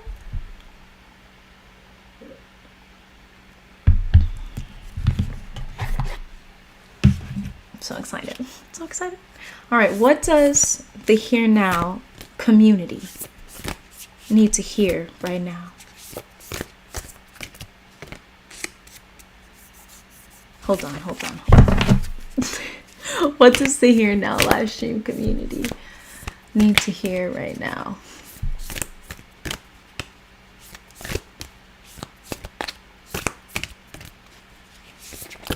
Whoa. I'm gonna take whatever is at the end of this right here. It flipped, but this is what I'm gonna take.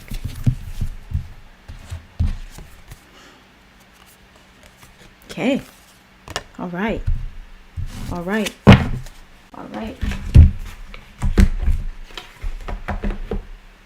Oh, no, I need this book.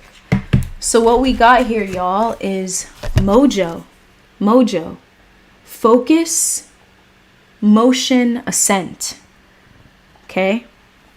If anyone, I'd like to share, if anyone is not familiar with cards, oracle cards, or tarot, one of the aspects of understanding it is looking at the illustration.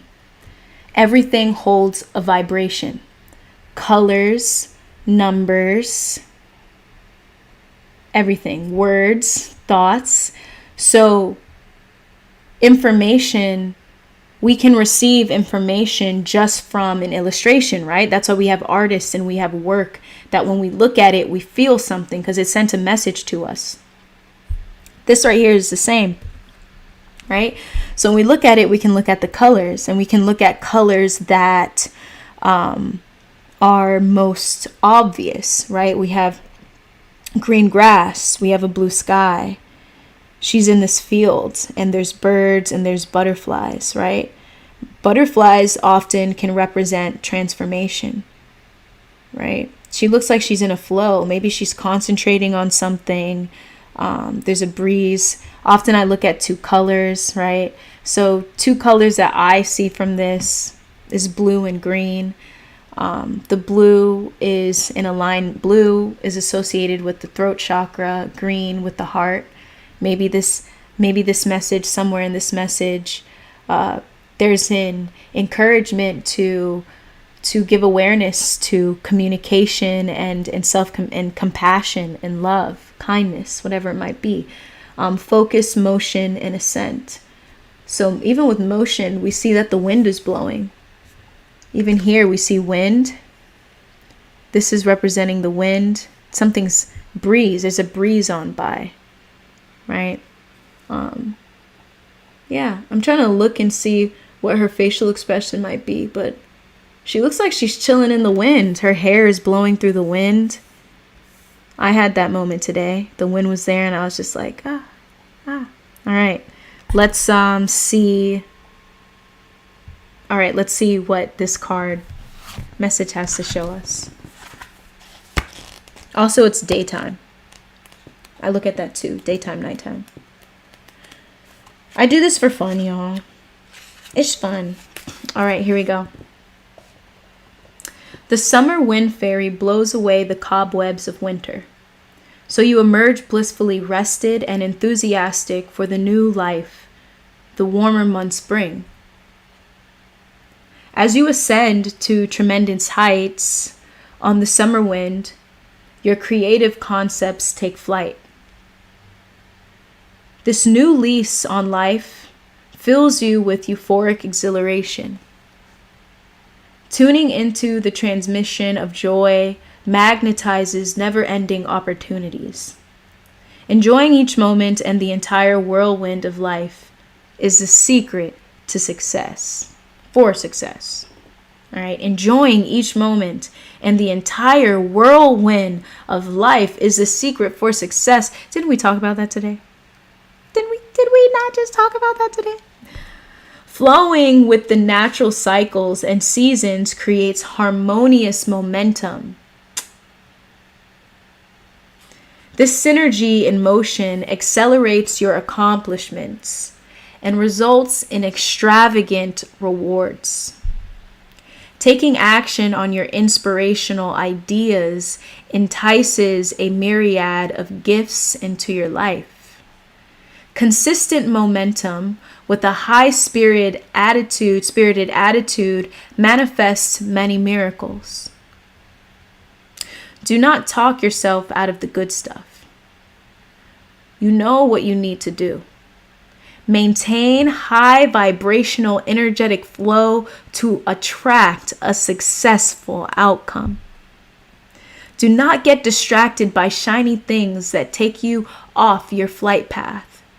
Release all self-sabotaging behaviors to the summer wind fairy. The entire fairy realm has your back. Welcome support and assistance from your fairy guides and others along the way. Delegate to qualified and experienced helpers where appropriate. Focus on your strengths, gifts, and interest. Then continue with self-assurance, unwavering faith, and eagerness, knowing that your fairy friends are gently guiding you. Affirmation: my joy creates abundance.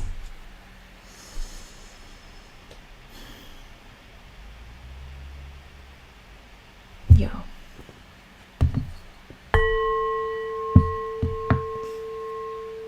I am, like I say, we never stop. One of the ways to continue to to nourish your inner child is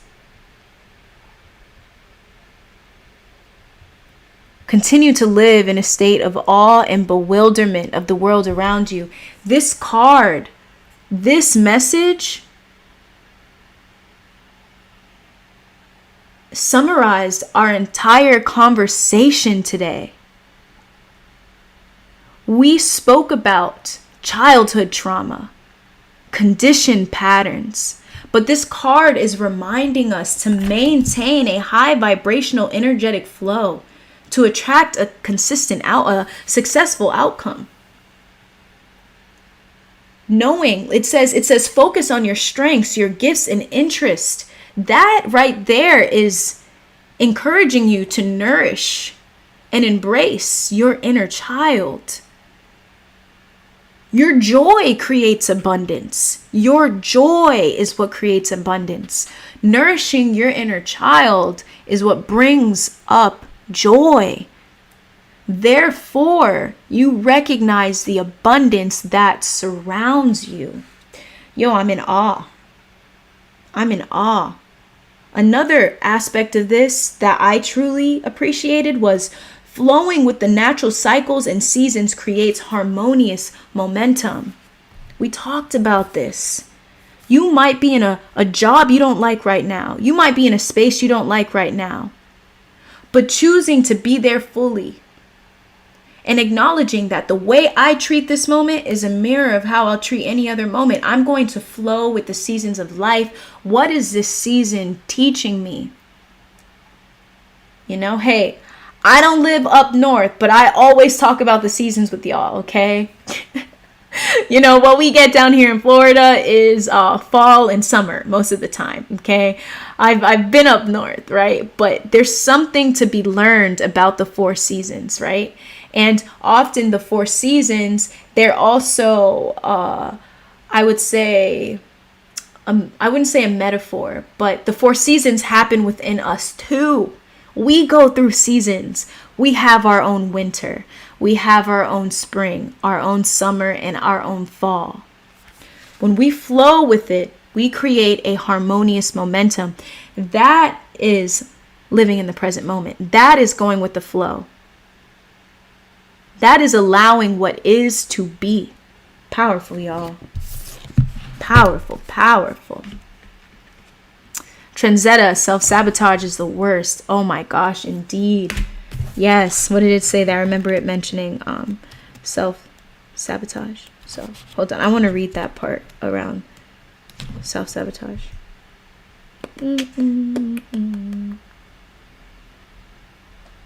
Yeah, right. There we go. Do not get distracted by shiny things that take you off your flight. Release all self-sabotaging behaviors to the summer wind fairy. Right there, that's a recognition of old thoughts that are coming in your old life. It's just coming in. It's seeping into the new. It's okay, right? We release that, right? We release that. Let it go. It's not helpful. It's never helped us, ever. This is why I say whenever we're in any form of a practice of meditation or shifting the way we speak to ourselves, affirming ourselves, right? Continuously affirm to yourself that you are doing a great job. You're doing a great job. We might be a little bit hard on ourselves. And I know for me, because I definitely have perfectionist tendencies, I have learned how to transcend that.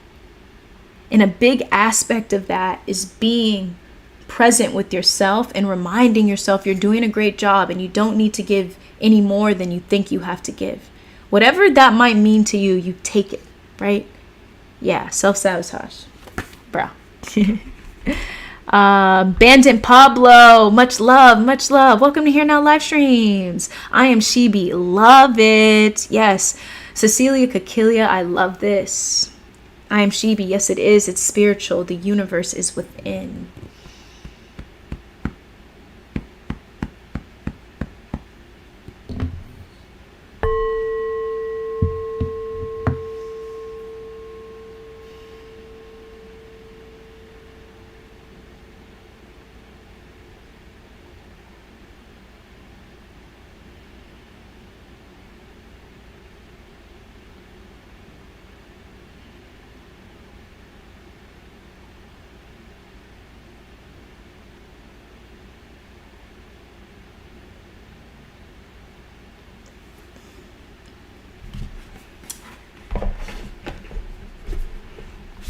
Thank you, Fairy Oracle. All right. Dao De Jing. Dao De Jing. Dao De Jing. Dao De Jing. I like this one. I like this book. Okay. Check this book out. Link below. In the description. I created a book list of all the books that inspired me and continue to inspire me throughout my spiritual awakening process. When you purchase a book from that list using the link, you are supporting me and this channel because I receive a percentage of that. So do check it out and check out the list. There's a lot of books on there. And some of them are spiritual, some of them aren't, but spirit is in everything, y'all. We know that, right? Spirit's in everything. So even if it's not like spiritually, wordy, you can sense it. And this book is in there. I really like this one.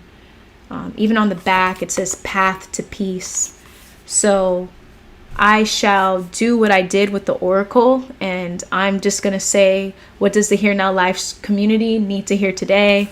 Flip to a page, and it'll pick up on our vibration, because one love, because everything is interconnected, interdependent. Our energy will live within, our energy is within the question. So it's one of those things, once again, like life is simple when we let it. Okay.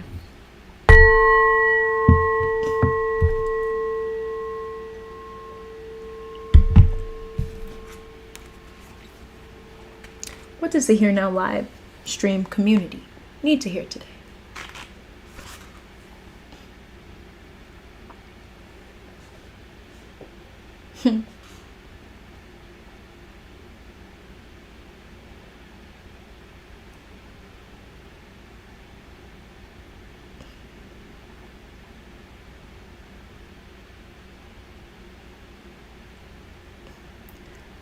I feel more called to this one.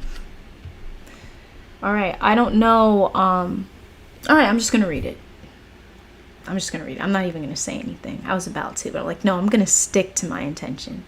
I feel more drawn to this one than this one. Submission. Meditation 61. Page 61. Meditation 61. All right, here we go.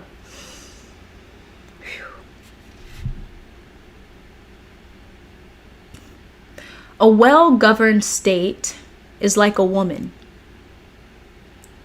Oh, the title of this is submission. I'm not sure if I said that. The title of this is submission. A well-governed state is like a woman.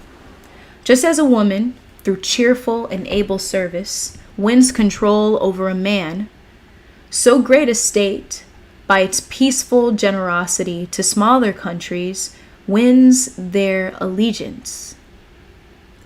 And so small a state, by yielding to a great state, wins influence over it.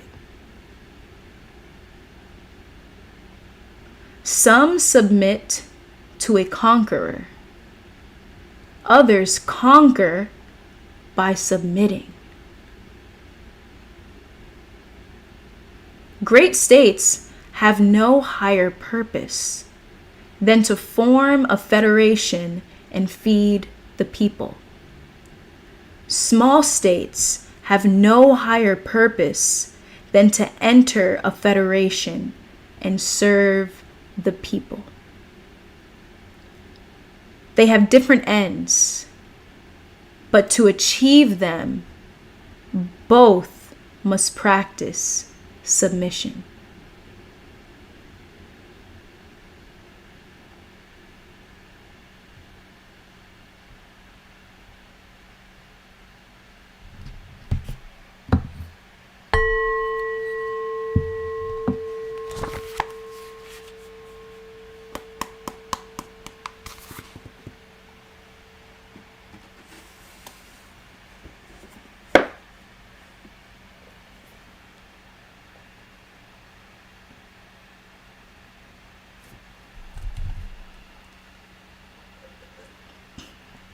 I like that one.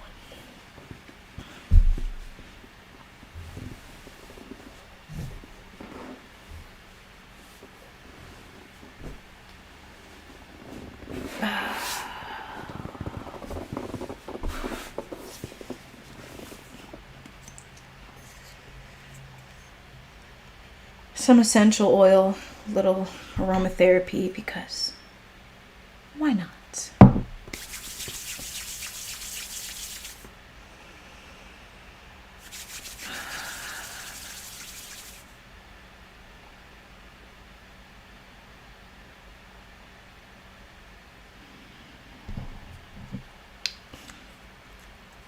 I am Shibi, wisdom along with submission. Yes. Yes. Yes. Yin and yang, y'all. That's the yin. That's the yin. You're vibing. I'm vibing. We're all vibing. I'm heading to the gym in a bit. This will definitely get me going, although I'm sleepy. Yes, Cecilia Cakilia. Enjoy the gym. Get it. I'm glad you're feeling this. I get it. Yeah, I don't know what your time zone is. But yo, I'm sending you love, peace, lots of energy. Be there, be present with you and your body. Thank you for entering this chat and sharing with us love and positivity. You know you passed the vibe check. Yeah, much love. Enjoy the gym.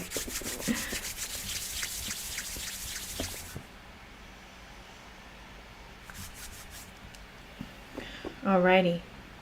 Let's step into a little guided meditation, close us out. We discussed a lot today, yo. We definitely discussed a lot, and it's whenever we learn something new, it's important that we prioritize integration. As someone with a fast thinking mind, I'm sure that many of us can relate to that. I acknowledge the importance of rest, submission, and being. And much of that has to do with meditation.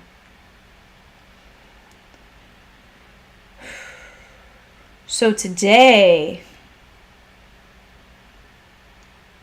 oh my gosh, yes, my brain, my mind, like I have to massage my head because I spoke a lot today. What's coming to me today and has been coming to me is a meditation on the power of space and silence. Heart-centeredness, of course, too. There will be heart-centeredness. I would like to, this is a process where we talk about submission, right? This is how we submit in the moment, and often it's through silence. So I invite you to join me in this meditation. I'm going to give a tidbit of what's happening as you're flowing along and you are surrendering in this moment. I'd like to share with you what I will do and why I do it, so you can understand what's happening and you can fully take in what's happening in this meditation.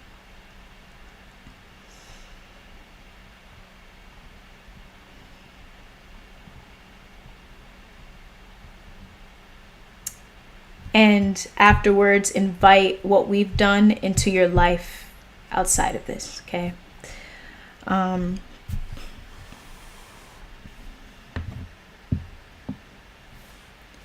So during this meditation, I will invite you to use two things as your anchor, but both of them different, right? Your breath is one anchor to bring yourself back to the present moment. And awareness of your body is another anchor because it pulls us out of the mind and into the body. The body is always present, right? The physical body is always present. It's present in this moment. What's happening is often it's our mind that's not present. And when we're in the mind so much, too much, it does affect how our body responds to the environment. When you give your fullest awareness to your body, you're out of the mind, you're out of what is actually causing the suffering, which is the narrative in the mind, the limitedness in the conditioned mind, right? It's that limitedness, the thoughts, and the corresponding emotions. So we will do a body scan as a form of you feeling and acknowledging every aspect of your body and recognizing the energy that is flowing through your body and being there fully. This is something I do throughout the day. One thing that I notice I have the tendency to feel is a sense of nervousness, and it manifests as anxiety, feelings of anxiety. So what I do whenever I'm feeling that is present in the moment, and I shift into the body and allowing me to create space between that feeling and me so I could rise above it, transcend it, right? So body scanning, returning to your body, is a powerful anchor into presence as well as your breath.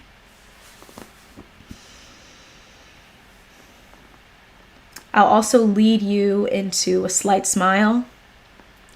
A slight smile is, if you ever notice the little facial expressions we make throughout the day, they really have an impact on the lens in which we see the world. So often a slight smile will create just a bit of just openness and compassion towards the self. If ever you find yourself flowing into thought, invite yourself back in through your smile. You can invite yourself back in through the breath or through awareness of the body. Know that you have those options. If you want to stick with one, stick with one. And last but certainly not least, silence. Silence is associated with the crown chakra. When your crown chakra is clear, you make room for connection with the divine, which is essentially you, right? You make room to recognize who you truly are. Oftentimes we may get super distracted with needing music to meditate. It's important that we give a beautiful balance of both, and we honor silence, and we shift our relationship with silence. We submit to silence, because in silence is where we receive the most. We may not even fully be aware, but in silence is where we receive the most. I would like to acknowledge that often silence can feel scary, because what happens in silence is truth. Sometimes we don't want to hear the truth, but what happens in silence is all the thoughts arising, all the emotions arising. But I'd like to let you know that when you are in a state of awareness, of observation, you recognize that those thoughts and those memories, they cannot hurt you. And allowing silence to be your teacher allows you to create a healthy space to approach anything from the past, anything you might still feel attached to. As we go throughout this meditation, I encourage you to set an intention. And I would say the biggest intention for this is honoring silence. Honoring what is not happening. Okay. Often going beyond the busy mind means honoring what is not happening. What do I mean by that? We give some awareness to what is happening, right? Our thoughts, our emotions, things that are happening in the external world. We're giving so much awareness to that it's causing conflict. It's causing discontent. It's causing a lack of clarity. When we build a relationship with what is not happening, space, silence, the gaps of space between words, between sentences, we develop a sense of groundedness, peace, joy. So I encourage you in this meditation to honor what's not happening. And take this into your daily life. So you can use the mind, and the mind does not use you.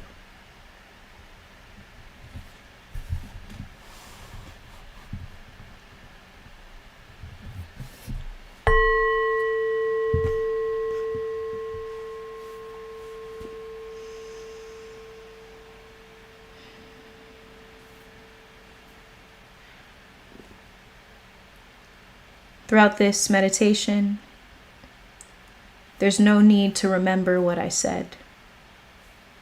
As long as you received it, it's there. Allow yourself to be present in the moment. Be here fully. Wherever you are,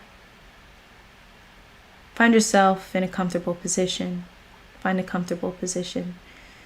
You can lay down. You can be upright. Ensure that it is a comfortable position that allows you to be alert and aware of this meditative practice.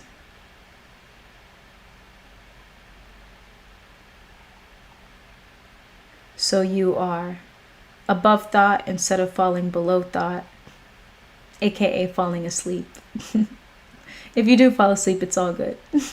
But Let's make the intention to comfortable, alert position.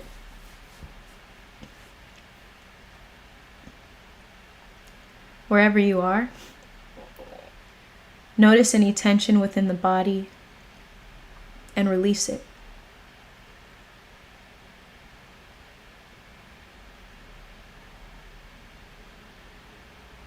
Soften your eyebrows. Loosen your jaw. Release your teeth if they're clenched. Your hands if they're clenched. Anything. Release it.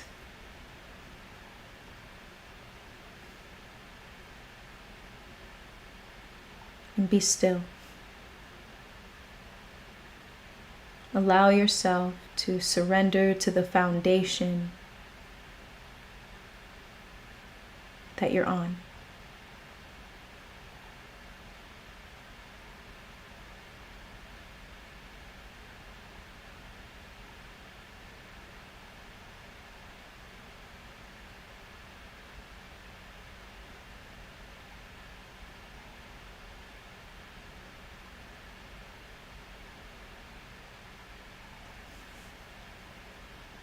Take this moment to follow the natural inhalation and exhalation of your breath.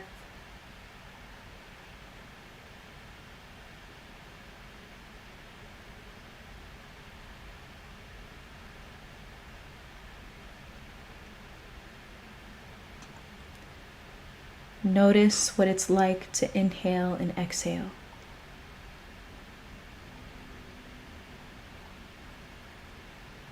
Be there with the circular motion.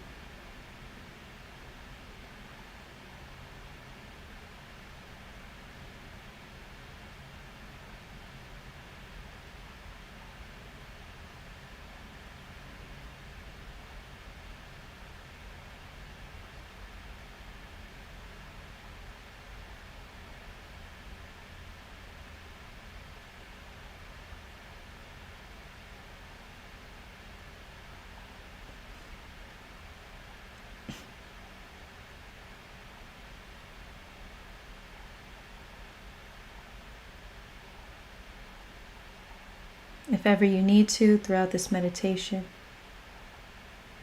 return to the circular motion of the inhalation and exhalation.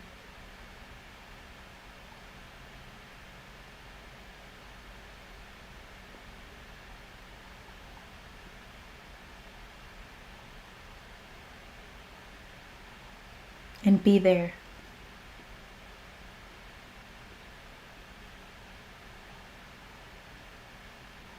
There's nothing you need to receive. There's nothing you need to reach. Just be here with the motion.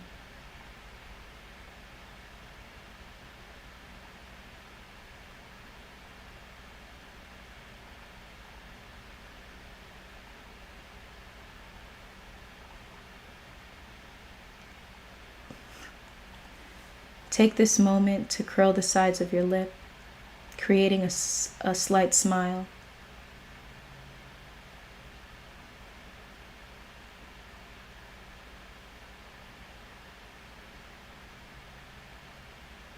Be here fully. And notice what you feel with this small shift in awareness.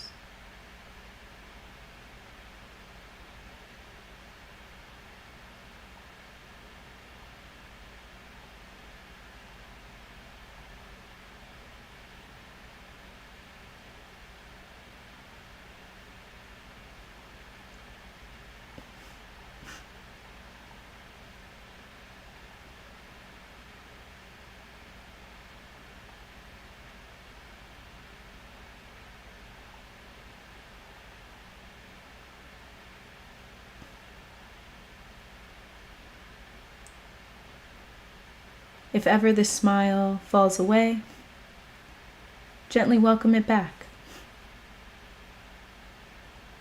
Transition into it with ease. No guilt, no shame, just a transition. Just one moment to the next. No attachment.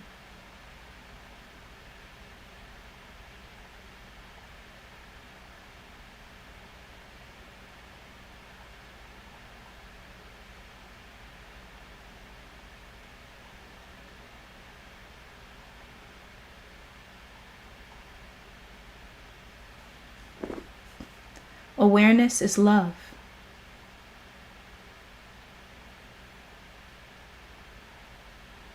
Whatever you give your awareness to, you give love to.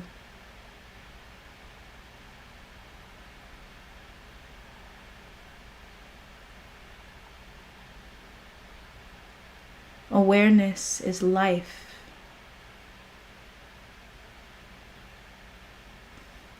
Whatever you give your awareness to, you infuse it with life.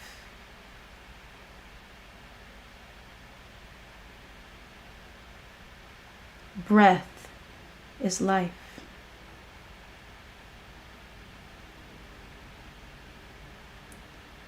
Through giving awareness to your breath, you give awareness to life.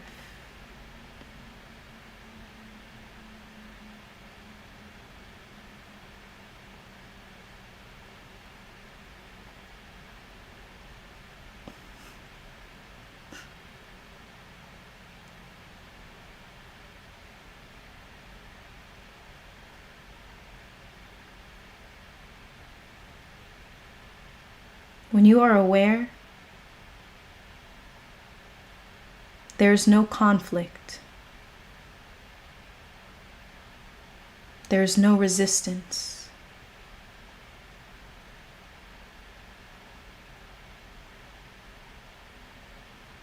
Through awareness, you agree with the moment.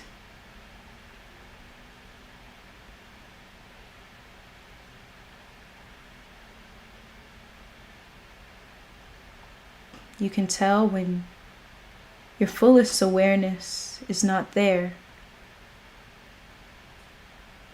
when there is a need to be somewhere else, to feel something else.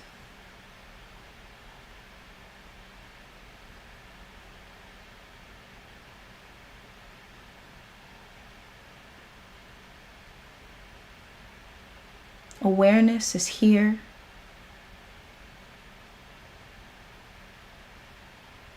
Awareness is now.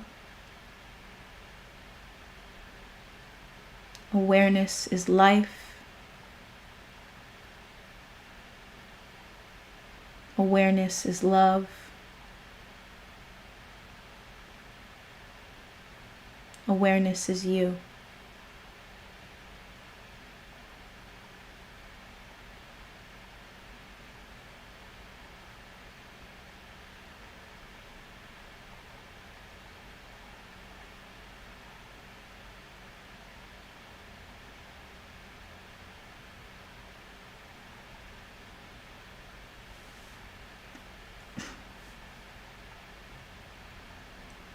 Take one conscious breath in.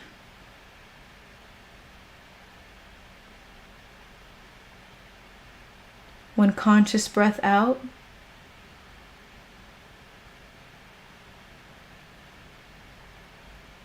And direct your awareness to space.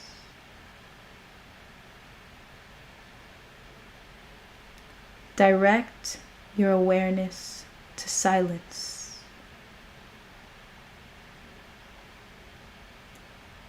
Direct your awareness to what is not happening.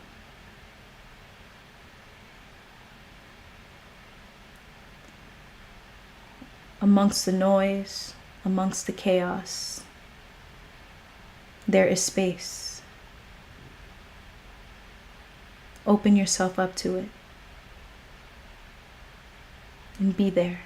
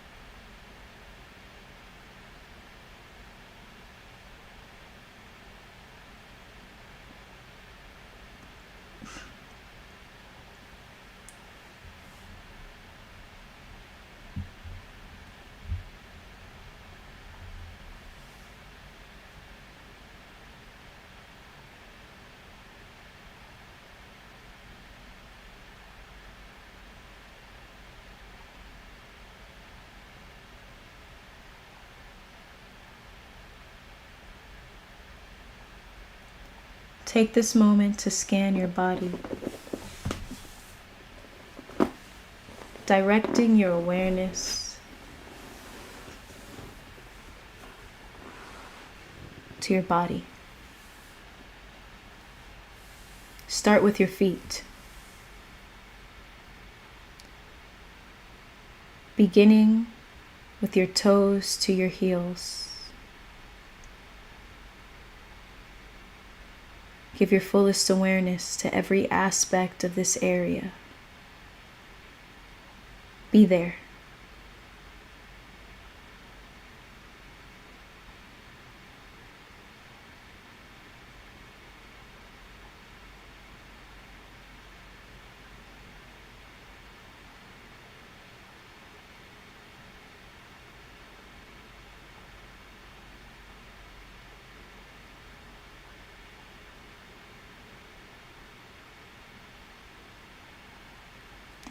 Shift from your heels to your knees.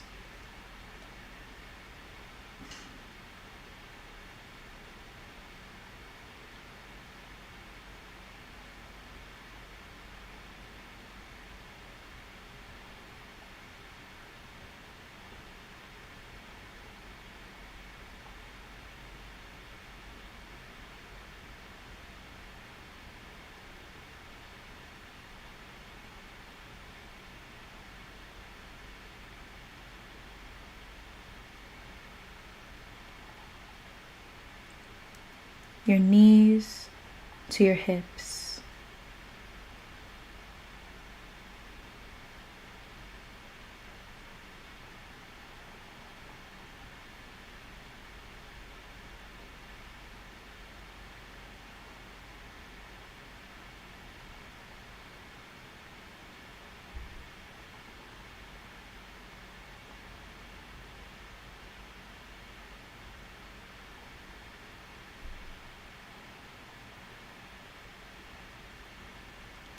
Your hips to your chest.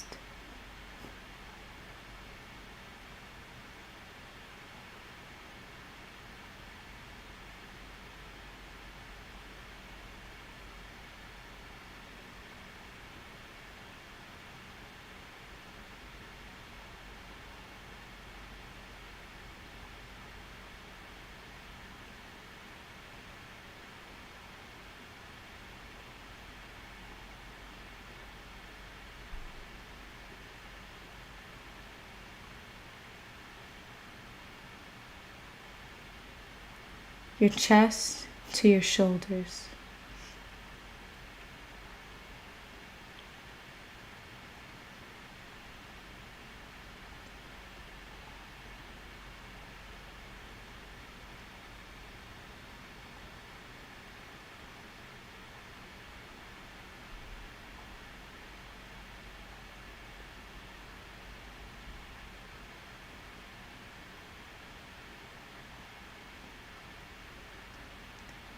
Shoulders to your elbows.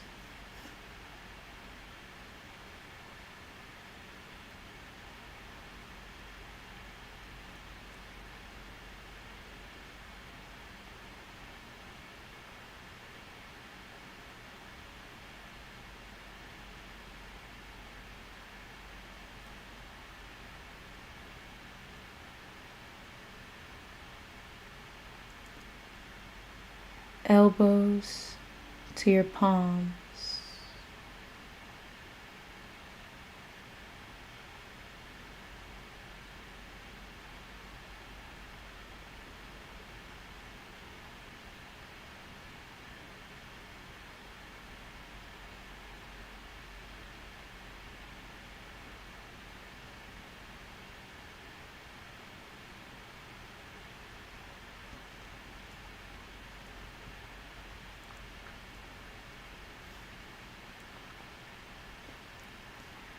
Palms to your fingertips.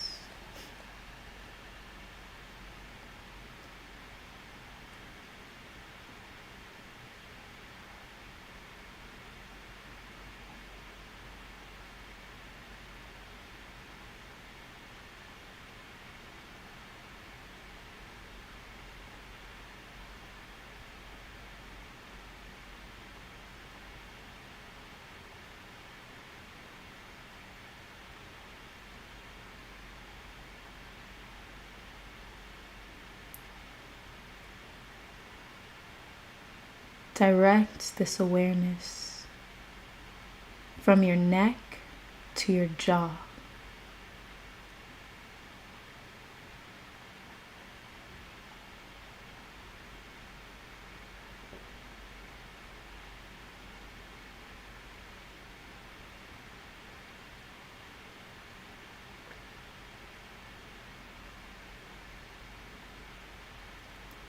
Your jaw to your entire face and head.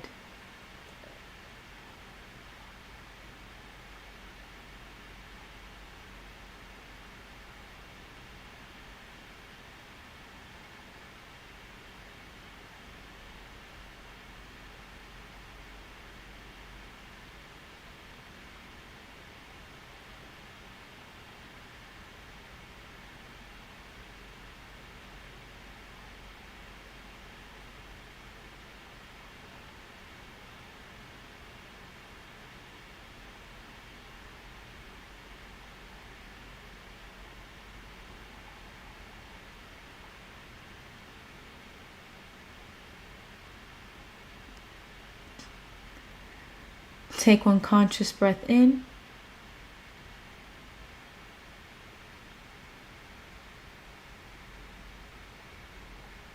One conscious breath out. And direct your awareness to the entirety of your body.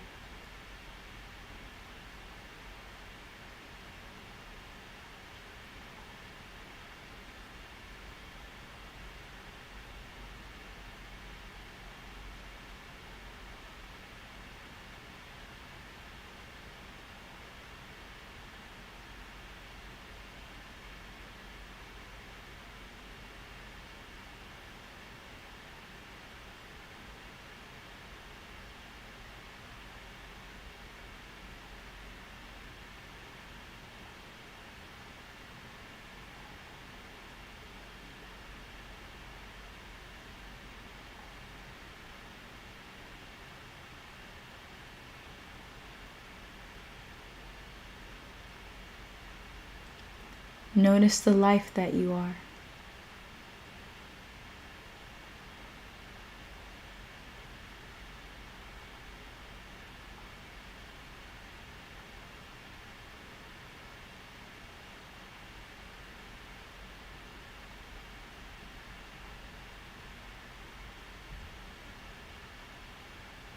Notice the life in every aspect of the body. Be there.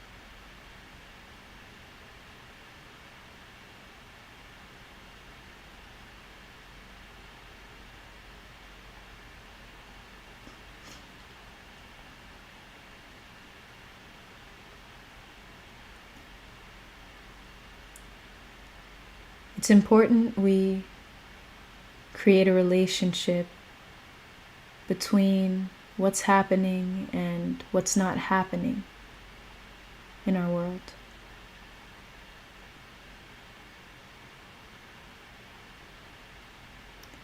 And one of the greatest channels to bringing awareness to what's not happening is through bringing awareness to the body. Shifting awareness away from thoughts, emotions, and external circumstances, and directing it towards the body.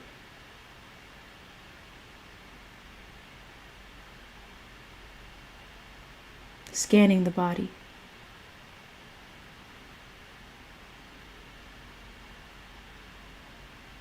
Feeling the energy that is flowing through the body.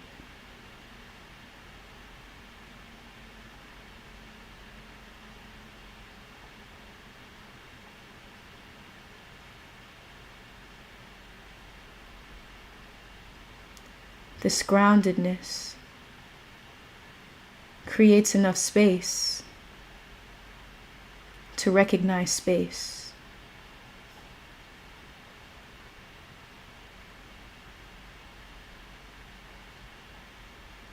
That you can find peace amongst chaos.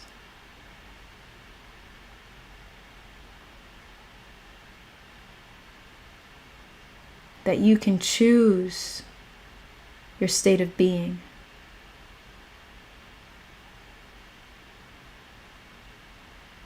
You are sovereign.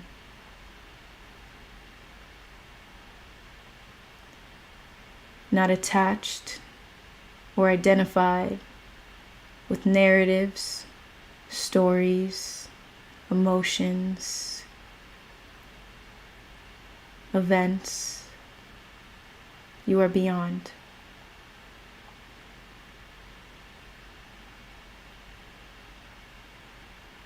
Take this moment to bring your fullest awareness toward space.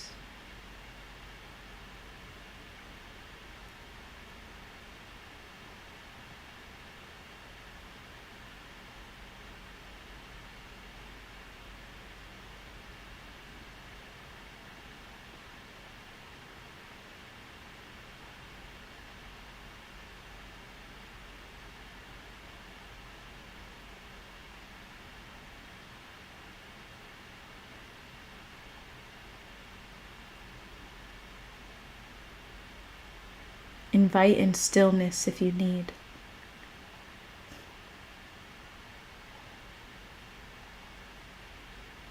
This will sharpen your relationship with space.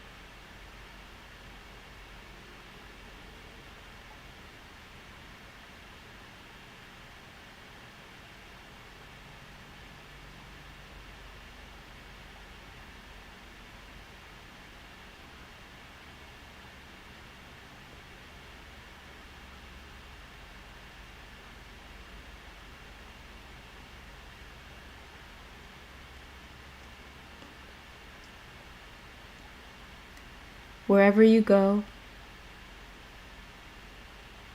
whatever you do, you can return to the state of being. Notice the lightness you feel. Notice awareness. Notice space.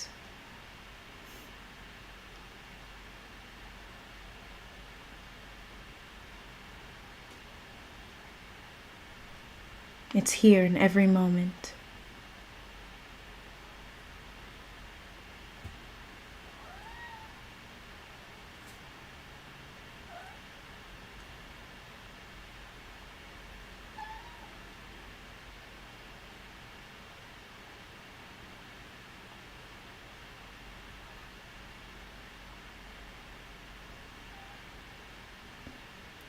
Take one conscious breath in. One conscious breath out.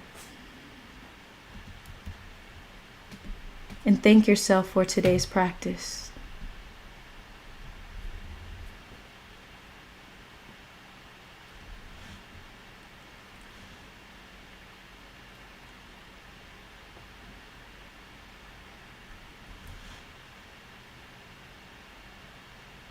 You are love. You are life.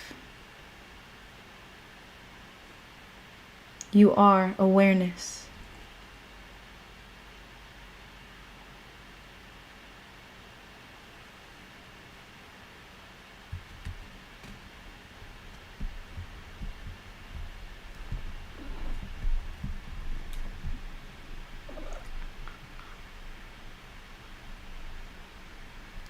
Wiggle your fingers, your toes.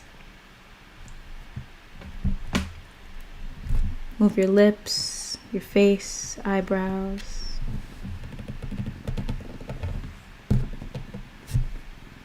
And return when you're ready.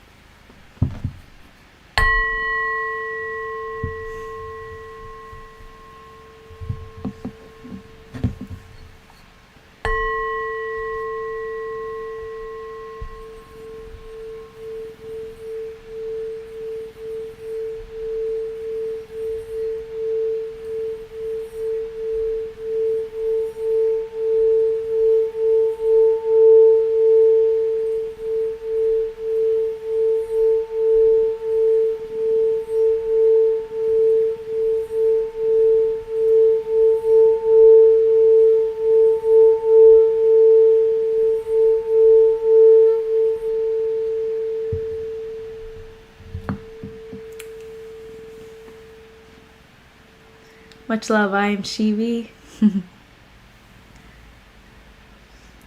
I would like to thank you all for being a part of this live stream experience. Thank you for being here. Thank yourselves for being here. You could be anywhere else, but you're here on Here Now live streams. Your energy is appreciated. Your input is appreciated. Your wisdom and consciousness appreciated.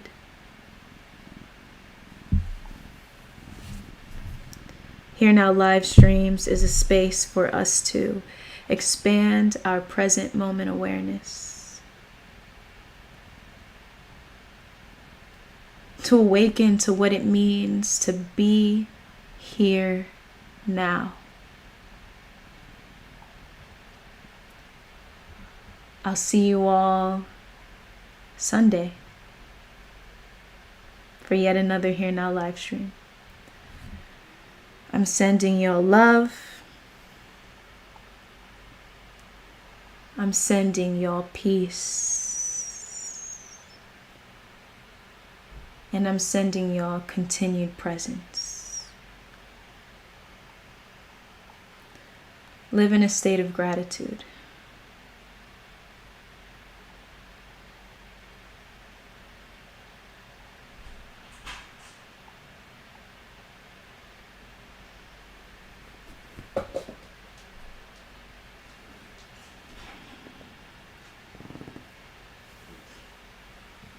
Peace and love.